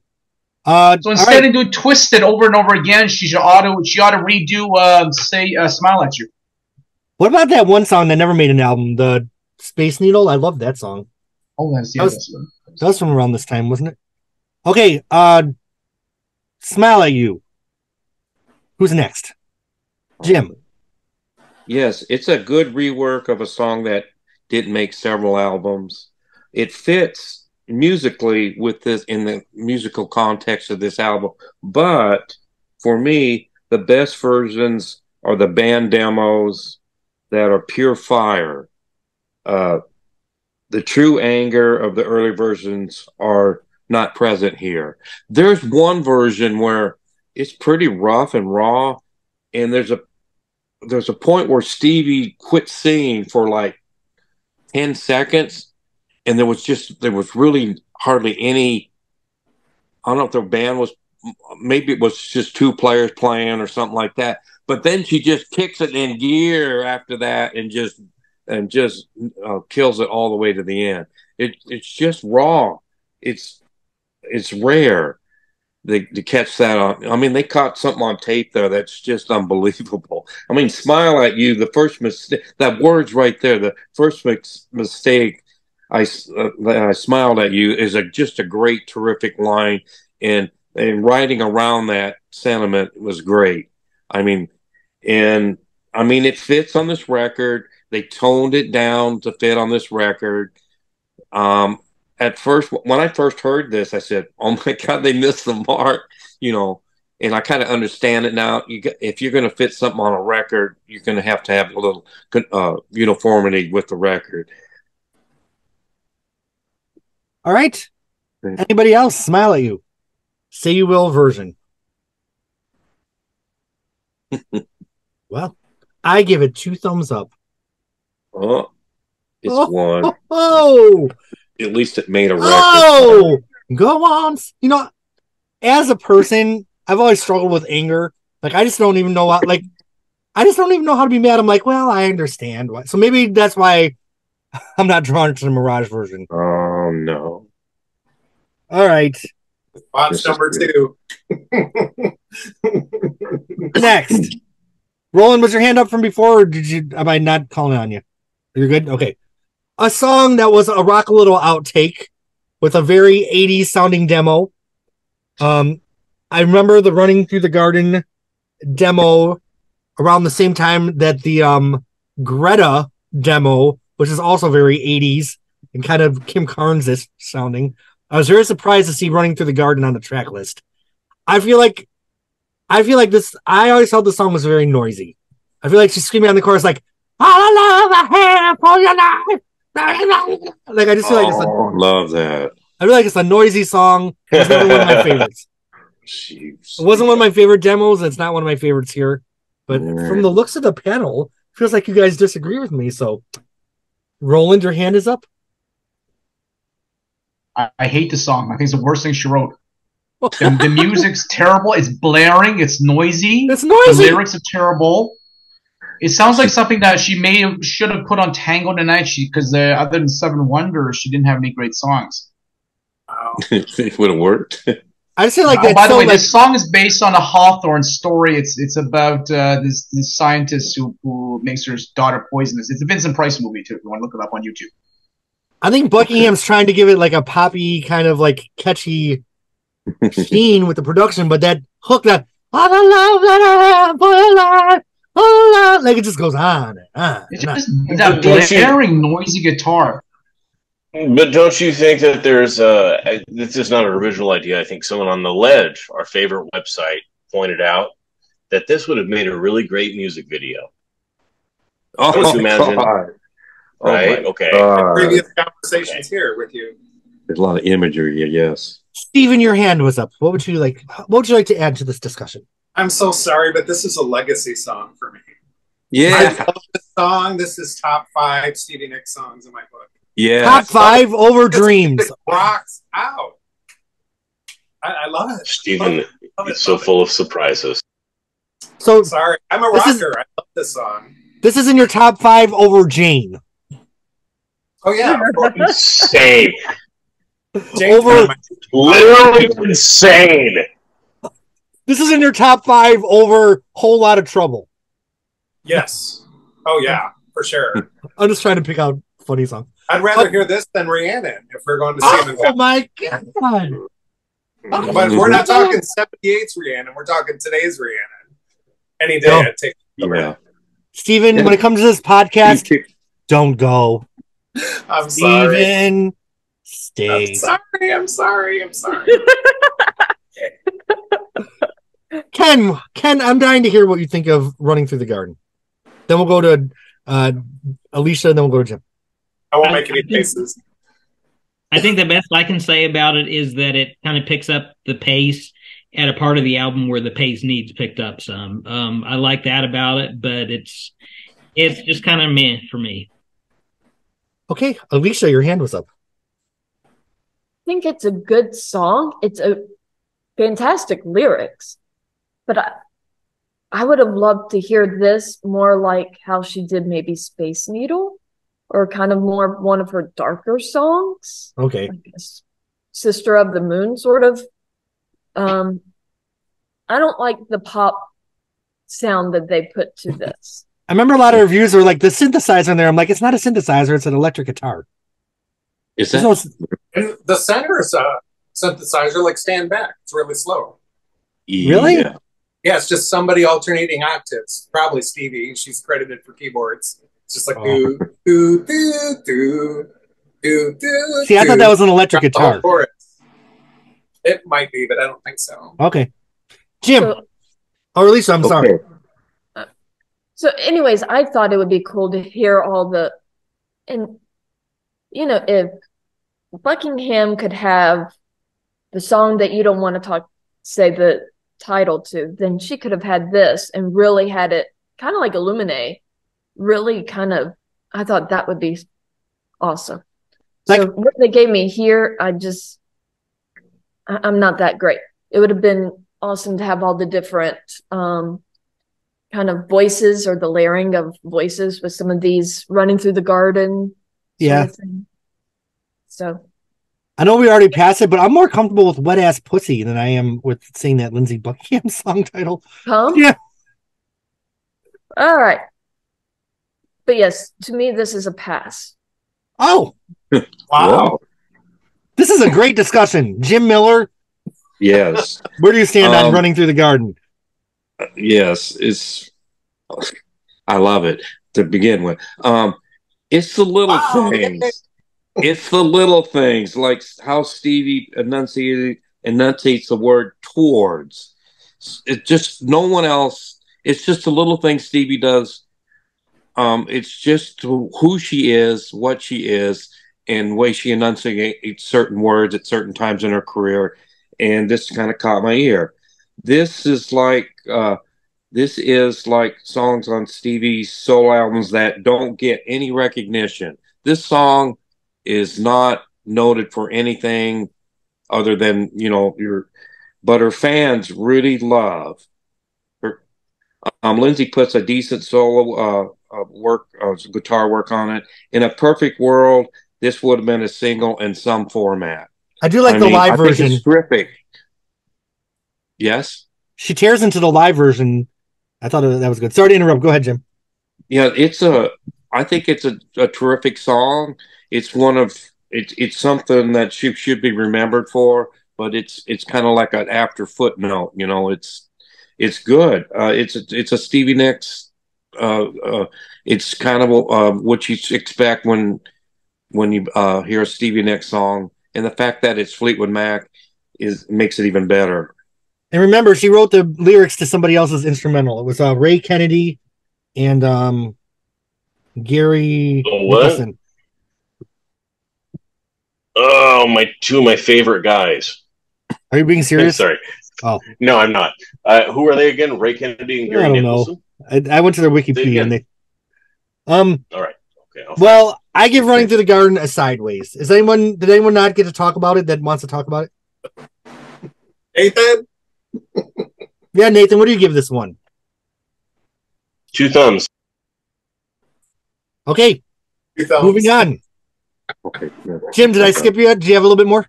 Well, when I was listening to Stevie's stuff here, and I forgot that a lot of her material here was really good.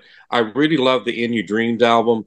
This was kind of like that step to that. Okay. And if you put both that material and this material, that is a huge chunk of her career of being pretty darn good. I see a little Running Through the Garden in Wide Sargasso Sea.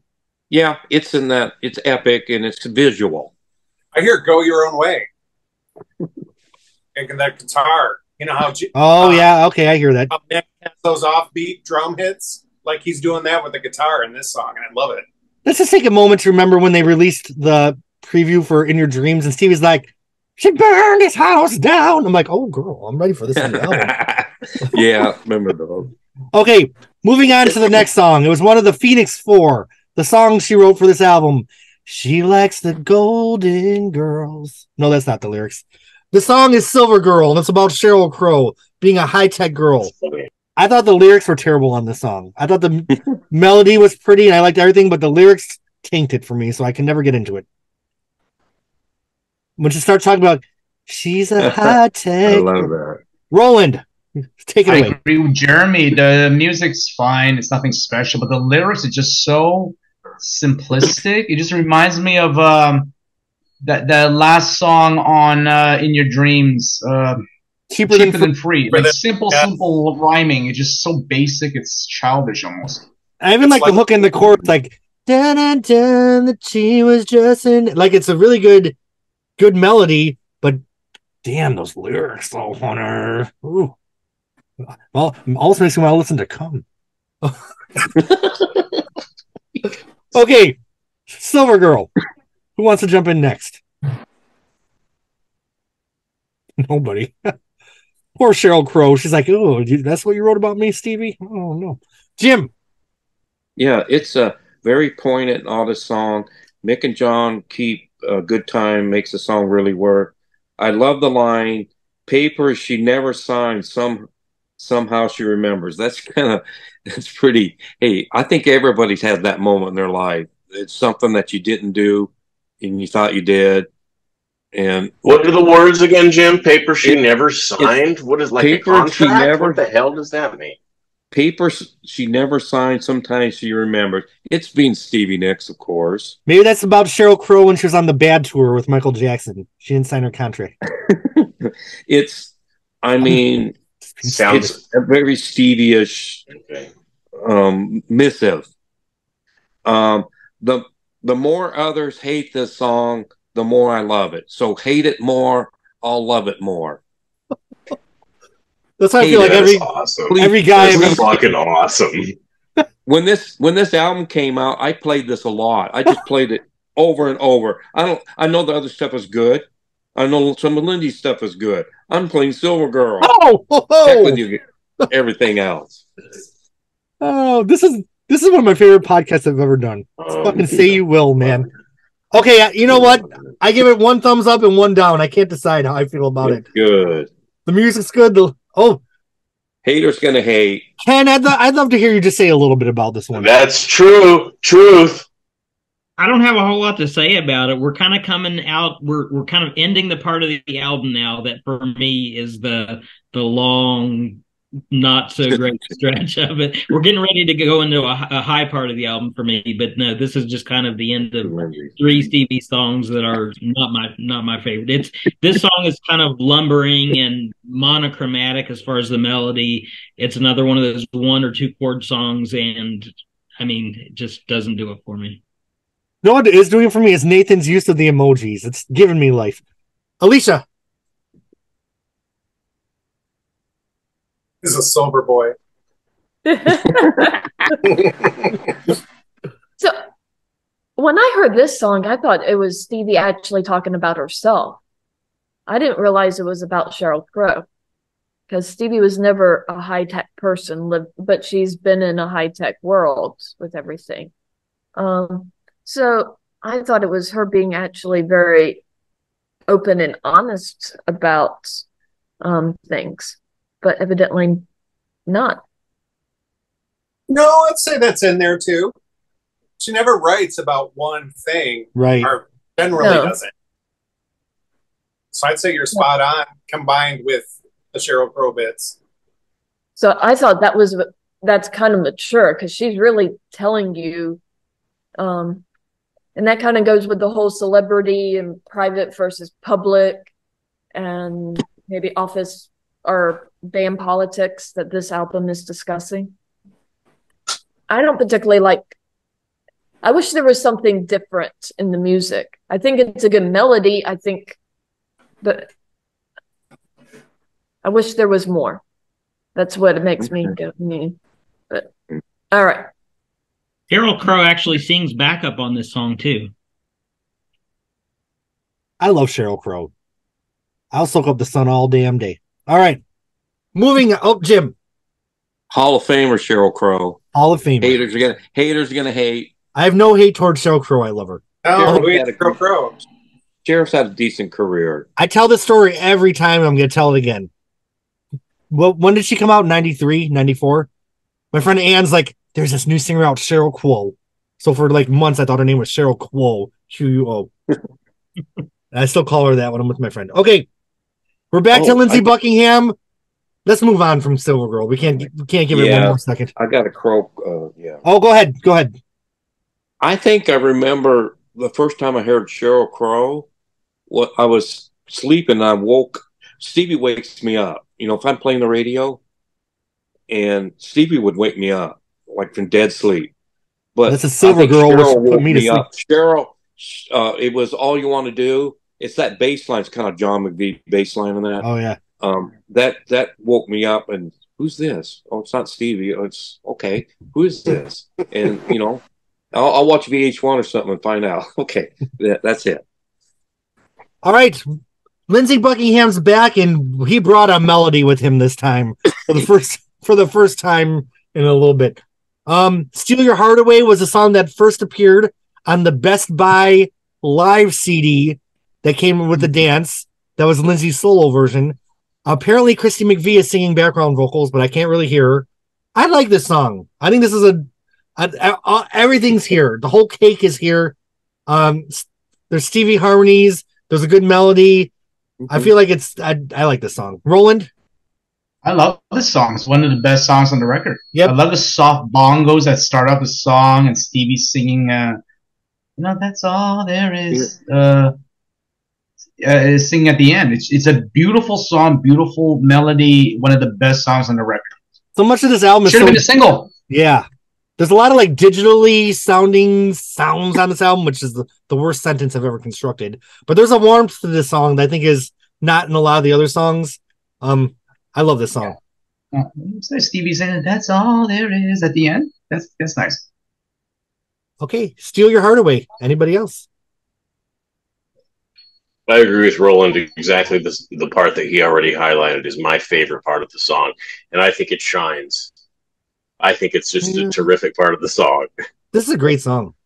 It's the last part, and everybody loves this song. This is one of the nice things about Fleetwood Mac is there are certain songs out of the whole body of work that you can play at different types of things, and this is one that you could play. It's certainly not like the main song at a wedding. Nobody's having their first dance to this, but this might be the 10th or 15th song on the DJ's list of songs to play. You know what I mean? So this is a really nice romantic love, positive love song that I really enjoy.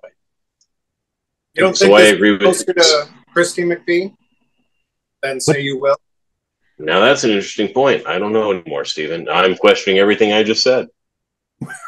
Stephen, what did you say? I missed it. This sounds more like Christine McVie to me than "Say Your Will" does. I can hear that. Okay. Part the band with a little pleasant love song that everyone likes. Do you like this song? Oh yeah. Yeah, I love this song. All right, Jim, I saw your hand was up. Roland, I already got you, right? It's a very Lindsey solo type song. A very Beach Boys kind of sound to it, and very nice, pleasing listen. Stevie with the vocals at the end kind of wraps a bow on it. Very nice, very pretty. It should play somewhere on some radio, but it probably never did. How could they release "Peacekeeper" as the first single when this is such a great song? Thank you. That was going to be my comment. This Jesus should have been Christ. a single. This is such a great song. Oh, okay. Alicia, do you have anything else since you are in the spotlight of the moment? Oh, no. I Nope. would. It's a great song. Everybody has said that. It's one of his highlights on the record. So. Okay. Ken, do you have anything to add about this one? Yeah, I mean, I agree. It's a really good song. I can't hear Christine on it. She's listed in the credits as doing backup vocals, but I don't hear it at all. Cool. The only thing I don't get about this song is, does everybody else hear the way Lindsey is pronouncing the A sound? He's like stretching out the A sound, like he says the same old thing in the same old way. And it's like, is he trying to do like is he trying to affect an accent there? What's going on with that? Other than that, I love the song. I feel like if Christine's anywhere, she's like in the oohs, like the ooh, like layered in there somewhere. Mm-hmm. All right. Well, I give this 2 big thumbs up. It's good. His A is what makes it stand out, I think. Yeah. But that's just really, it's like using his voice as an instrument more to like complement the song. It's a cool thing you picked out. All right, next we have a song that appeared on the dance, but now we have the studio version. I always loved "Bleed to Love Her." It didn't bother me that there was a studio version here because I think it's such a good song. I think it's really pretty. I guess McVie's on this version too. Once again, I don't really hear. I love the live version and I love the studio version. It didn't bother me that it's here. We talked about it before. Does anyone have anything to add that we didn't say when we went over it at the dance? I gave it 2 thumbs up. I love this song. Ken, you weren't here for the dance, though. Do you want us to talk about Bleed to Love Her at all? Yeah, I like this song on the dance. I love it on this album. It's my favorite song on the album. Really?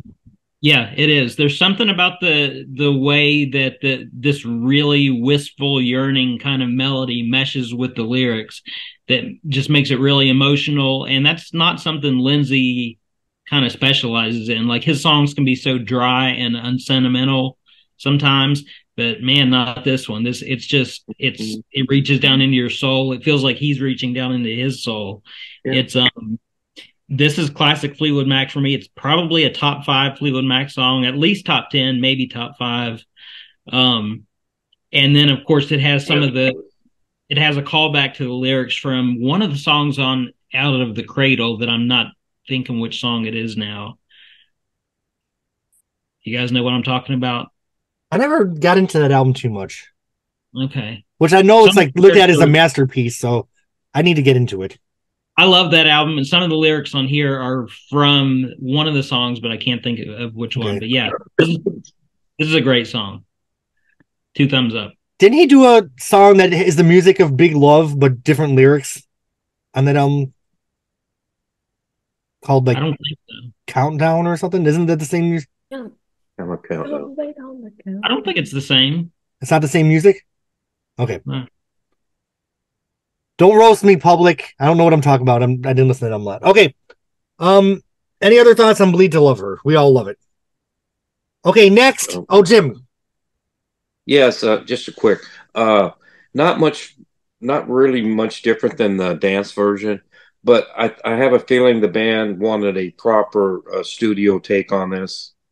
I mean, it's a good song. I mean, I think they want to document it. I think Stevie wanted to document what was it? Twisted in Her Way, things like that. It's just an artist decision. Oh, Sweet Girl. She put Sweet Girl on her Enchanted. It fits in with the mix of the whole album. It does. So. All right. Next, we have a song. Okay. Everybody finds out. This song reminds me of another Fleetwood Mac song, and I bet no one can guess what it is. Anybody want to try? It's pre-Buckingham. This song reminds me of Keep On Going from Mystery to Me. Those disco strings that she has.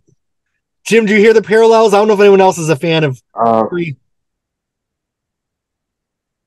What would you referring to what? Keep On Going from Mystery to Me. Oh, I gotta need to play that with this and see what you mean. Yeah, those strings are just kind of have a similar vibe to me. Okay. All right, Ken, you have your hand up. Get this one started. All right. No, I just forgot to put my hand down. Sorry. Okay. Do you have anything about this one since I'm on you? I don't get what they're trying to do at the beginning with that weird compressed production. Then that goes into like the fuller sound all of a sudden. It's like it feels gimmicky to me. I don't love that. I feel like this is another song that was maybe for a Stevie solo album that someone else wrote the music for and she put lyrics on. I always thought this was a weird kind of song. I like it. It reminds me of Keep On Going from Mystery to Me, if it had a brother or sister in the Fleetwood Mac canon. But I don't have too much to say about it. I hope things that happen in the darkness don't always come to light, because I got too many secrets. Alicia, your hands up. I thought this was a very okay, so I followed up because I do like this song.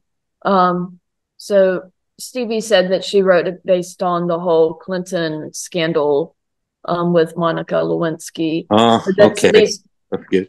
The basis of the whole planes and everything. But I thought it was very interesting because Stevie has always been the mistress, or not always, but she has a lot of love affairs with guys who've been married. So I thought this was a very mature or unique perspective of her giving her take on all of it. And the lyrics of love that starts out in the dark doesn't do well in the light. I think that's something that she learned, at least with those relationships. So I thought that was and to some way it's almost closing out the album. Almost makes you feel like that as well.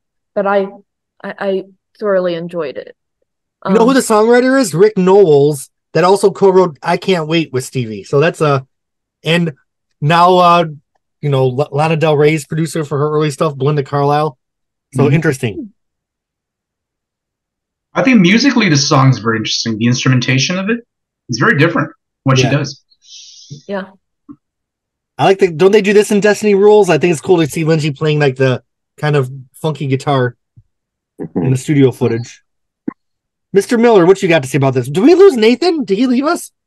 Oh, go ahead. Apparently. Okay, go ahead, Jim. Yes, I love that. I call it Stevie's filtered voice at the start. Actually, ZZ Top used to do some techniques like this back in the 70s. They would kind of compress that vocal on just little bits of vocals.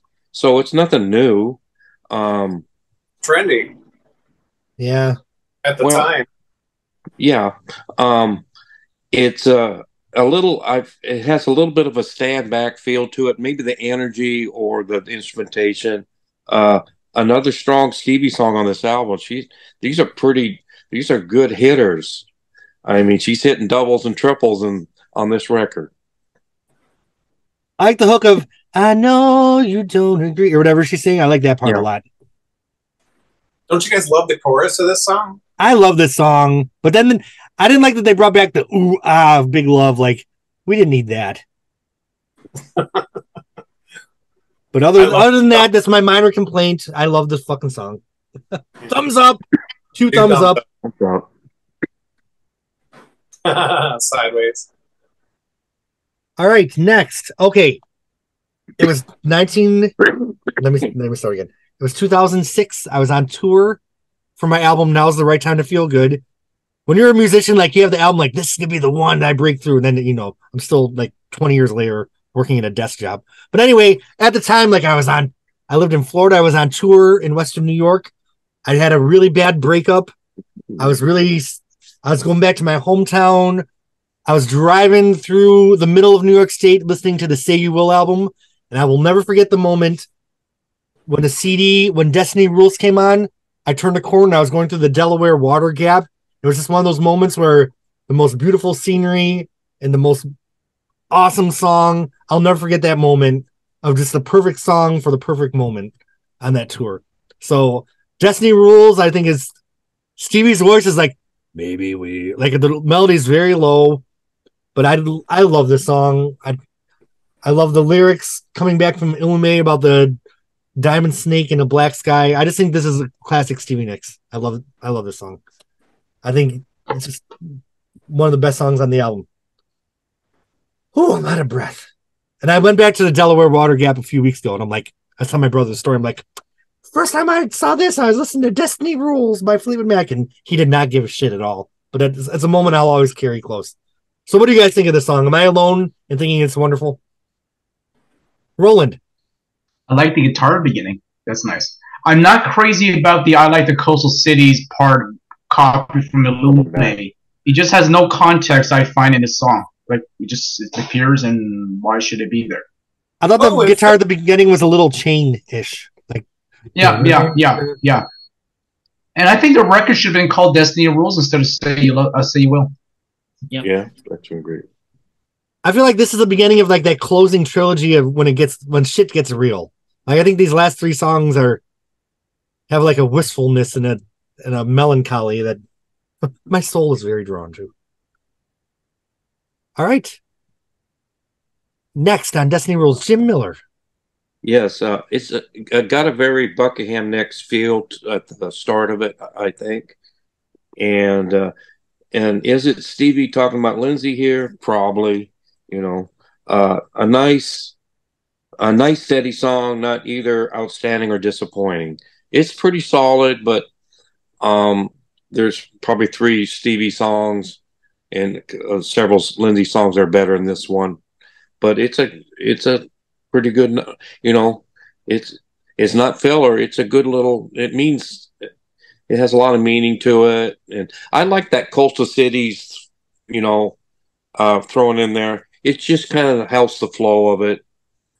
I think it brings it back to the beginning of the album, kind of. Yeah, me. It just, it kind of tightens the album up, or it somehow it just fits. And she's talking about how they're in Paris or whatever, so I feel like it's a different coastal city. But I love the concept of like, when I see you again, because I always do, like, there's people like that in my life. Like, I'm 48 now, and the tapestry of life does kind of like weave like that, and this song puts a song to it for me. All right. Anyone else? Destiny Rules? Can change the key. You change the key, yeah. They need to bump the key up a little bit. It's too low. But aside from that, it's a great song. All right, Mr. Ken. Yeah, I said earlier that this album sounds like two solo albums kind of smashed together. This is the song where it's not that way at all. This is it sounds like a collaboration between two musicians who have a huge history together. Really like it. One of the best songs on the album. This would never be on a Stevie Nicks solo album ever. This is definitely a Fleetwood Mac song. You're totally right. Okay. Anyone else? Destiny Rules? Alicia, do you have anything to say about this one? Well, to use Steven's words, this is probably the legacy song for me on this back half. This is a really, really good song.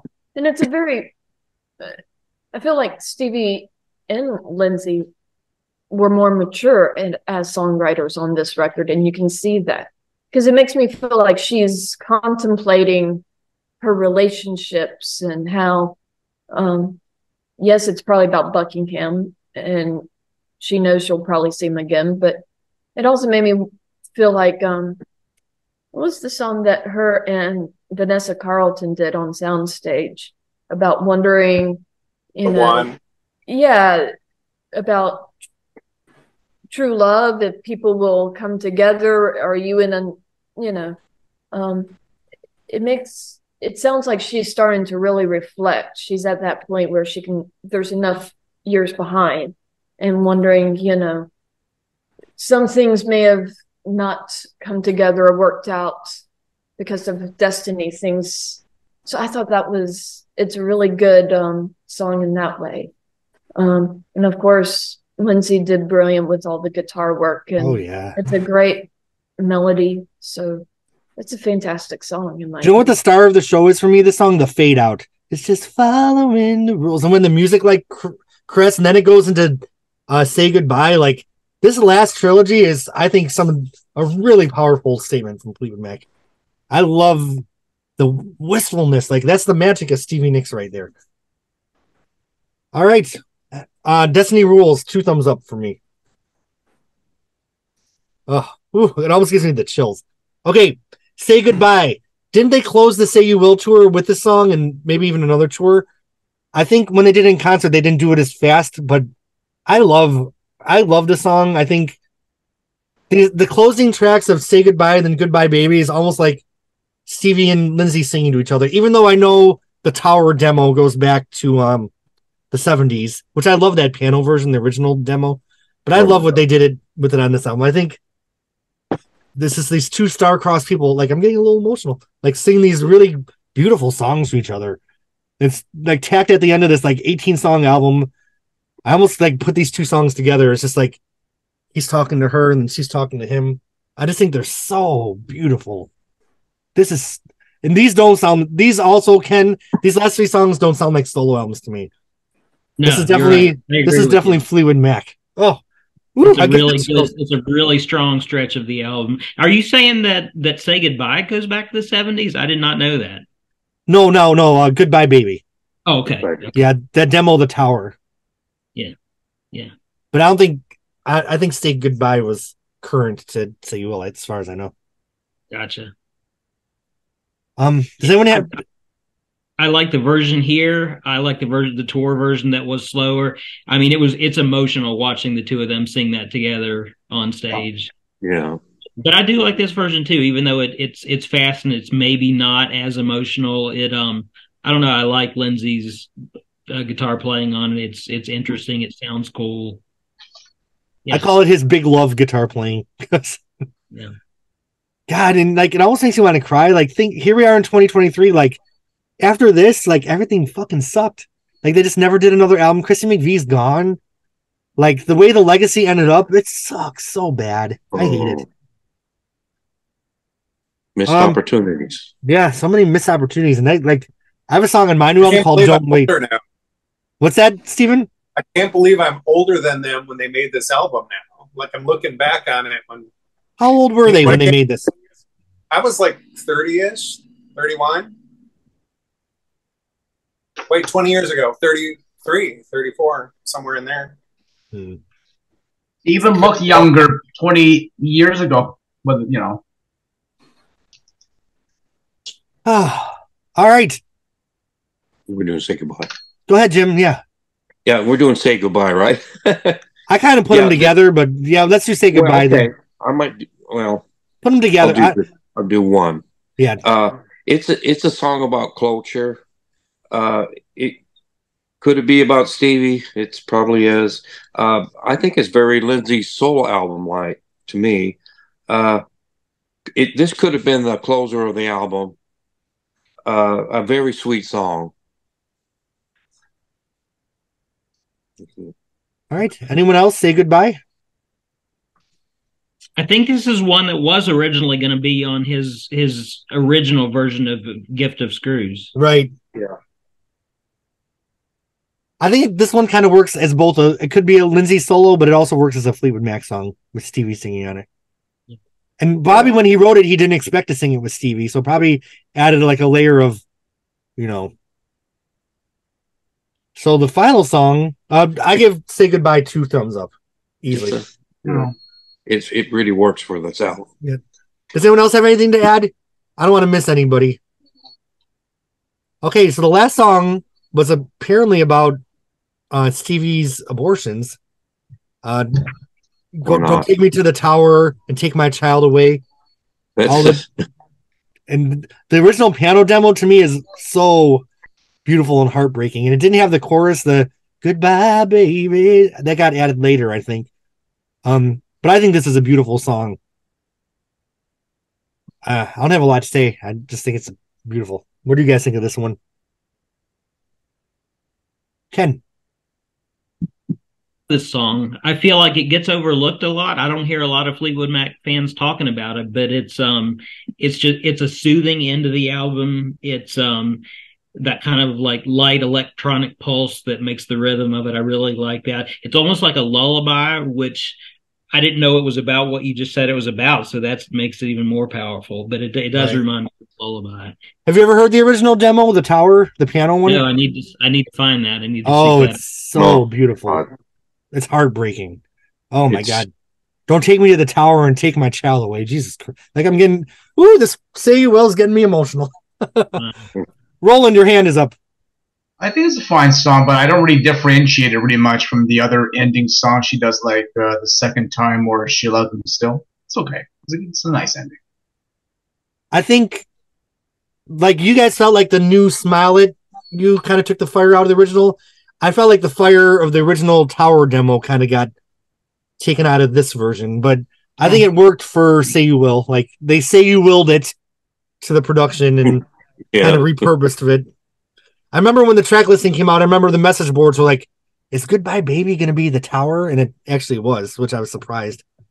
All right. Even though I prefer the original demo, I give it thumbs up. Go ahead, Jim. Yes, it bookends for the previous song rather well. I much prefer the gut-wrenching demos. The fact that Stevie sings it this way now should be a positive thing since she's in a better place now. What does she say in the lyrics? Like, I came in as 2 and left as 1 or whatever? Like, that's so like, my God. I mean, some people interpret it that way. Sarah too. They say Sarah is one of those too. It was something very traumatic. Now, the lyrics don't take me to the tower and take my child away. That is really, if it is about that, that is just so heartbreaking. Mm. I mean, it's almost like she's not ready to do something like that. It's just, I mean, it's awful if that's the case. And it just shows the power of Stevie Nicks' writing. I mean, those demos, I listened to that over and over and over. When, for the dawn of the internet, all those demos started floating around, and that's the one I latched on to a lot. Well, I had a mix of like piano demos. So on the CD, it was like The Tower, The Forest of Black Roses, which is so, she never recorded that. That's so dark. The original Planets of the Universe, the piano demo of Planets of the Universe. Mm-hmm. Like that was such like, I don't know, those 70s piano demos are otherworldly to me. It's just it's the spaces between the words and the piano notes. And Stevie said in that documentary, I watched it again today, he says she wants the final product to have some of that aura or that of the demo, of the feel. Right. She doesn't want it to be so overproduced and so the feeling taken out of it that it doesn't reach people. I mean, that's why she reaches people. It's because she wants to keep that in the final product. I almost feel like Goodbye Baby is a totally different song than the Tower demo. I feel like that about Blue Water from 20 Blue Water the same. Oh, I love Blue Water. I love the demo. Oh my God, it's lengthy, but it just then she had a song called good. Christian. Like there were so many good piano songs. Yeah. All right. Should we talk about the 2 bonus tracks? We can power through 2 more. Not Make Believe. I'm not familiar. I never listened to the Lindsay Bob Dylan cover. Love -0 over No Limit or whatever. Does anyone have anything to say about that one? I love them both. You love them both? Ken? Yeah, I love both of those songs. I like the demo of Not Make Believe better than the Say You Will version. Say You Will version for me is another legacy song. Really? Love it. I love her vocal on it. It's one of the last great vocals I think she did in the recording studio. It's dirty. So one of my memories of that same tour is my favorite sub in the world is a roast beef sub from Mary's Deli in Fredonia. And I went and parked on a rest stop off the highway, ate my sub, and listened to Not Make Believe, Say You Will mix over and over. So I have so many memories with this album. Ken, I'm babbling, your hand is up. Yeah, I don't have a lot to say about it except that I love the Dylan cover. I'm kind of a Dylan obsessive, and I sort of collect cover songs of his, and this is honestly one of my favorites. I've heard people say that it's like bland and takes like the rawness out of Dylan's version. I don't know. To me, it's just really pretty, and I can handle some prettiness in a Dylan song. My favorite Dylan cover is Marianne Faithfull did It's All Over Now, Baby Blue in like 1970 on Rich Kid Blues. I love that version. Wonderful. Just Like a Woman. Oh, yeah. No thanks. And I stay in here. Don't you stay in here? And she makes just like a woman. Jim. Yeah, Hendrix covered Dylan too, and that's just superb. It's epic. Along the Watchtower. All right, Dylan's, but I love it. We have reached the end of Fleetwood Mac's album discography. We're gonna we'll do extended play with Buckingham McVie. Is that a good place to put that with that one? Oh, just extended play with Buck McVie. Yeah, I think that's a good place to put it. Is that next? Well, we'll pause and discuss. Oh, you got it. What? We'll pause and discuss what we're gonna do next, but let's do our album rating. Say You Will. Oh boy. Hold your thoughts. I have to let my cat in. On a scale of 1 to 10, get your rating in your head. Okay.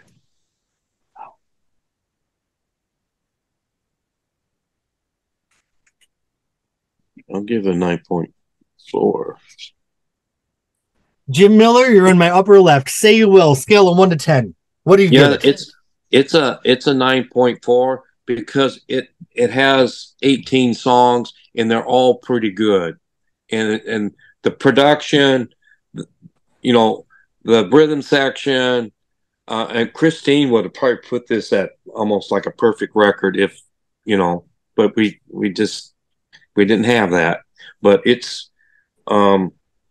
just because it's got a lot of meat in it. It's a 9.4. All right, Ken, welcome to our podcast. I really enjoyed you being on here with us. I thought you really added some cool stuff to the discussion. So thanks for coming tonight. Well, thank you. It's been really fun. I've enjoyed it. So is this 1 to 10? Is it on a scale of other rating against other Fleetwood Mac albums or just other albums in general? Kind of whatever you want.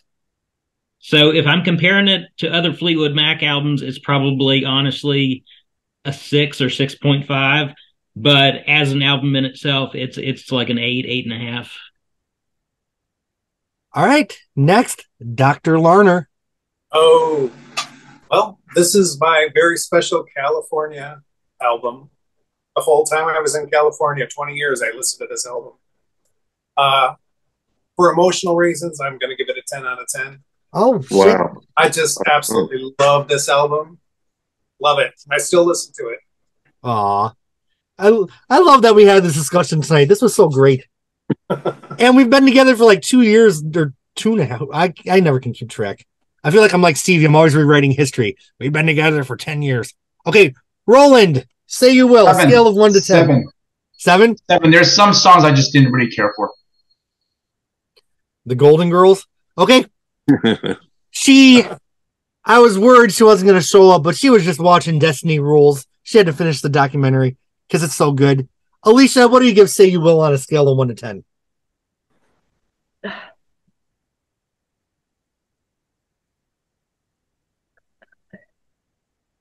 I almost want to say I don't know. I really like the record. I mean, I really, really do. So I'm almost contemplating a 9.5. Because I can really listen to this record from almost top to bottom. I may not care for the 3 songs there in the middle of Stevie's, but it's a very well produced record. They really knew what they're doing with this. It's sad that they didn't get as much traction maybe as they were hoping for this record. Yeah.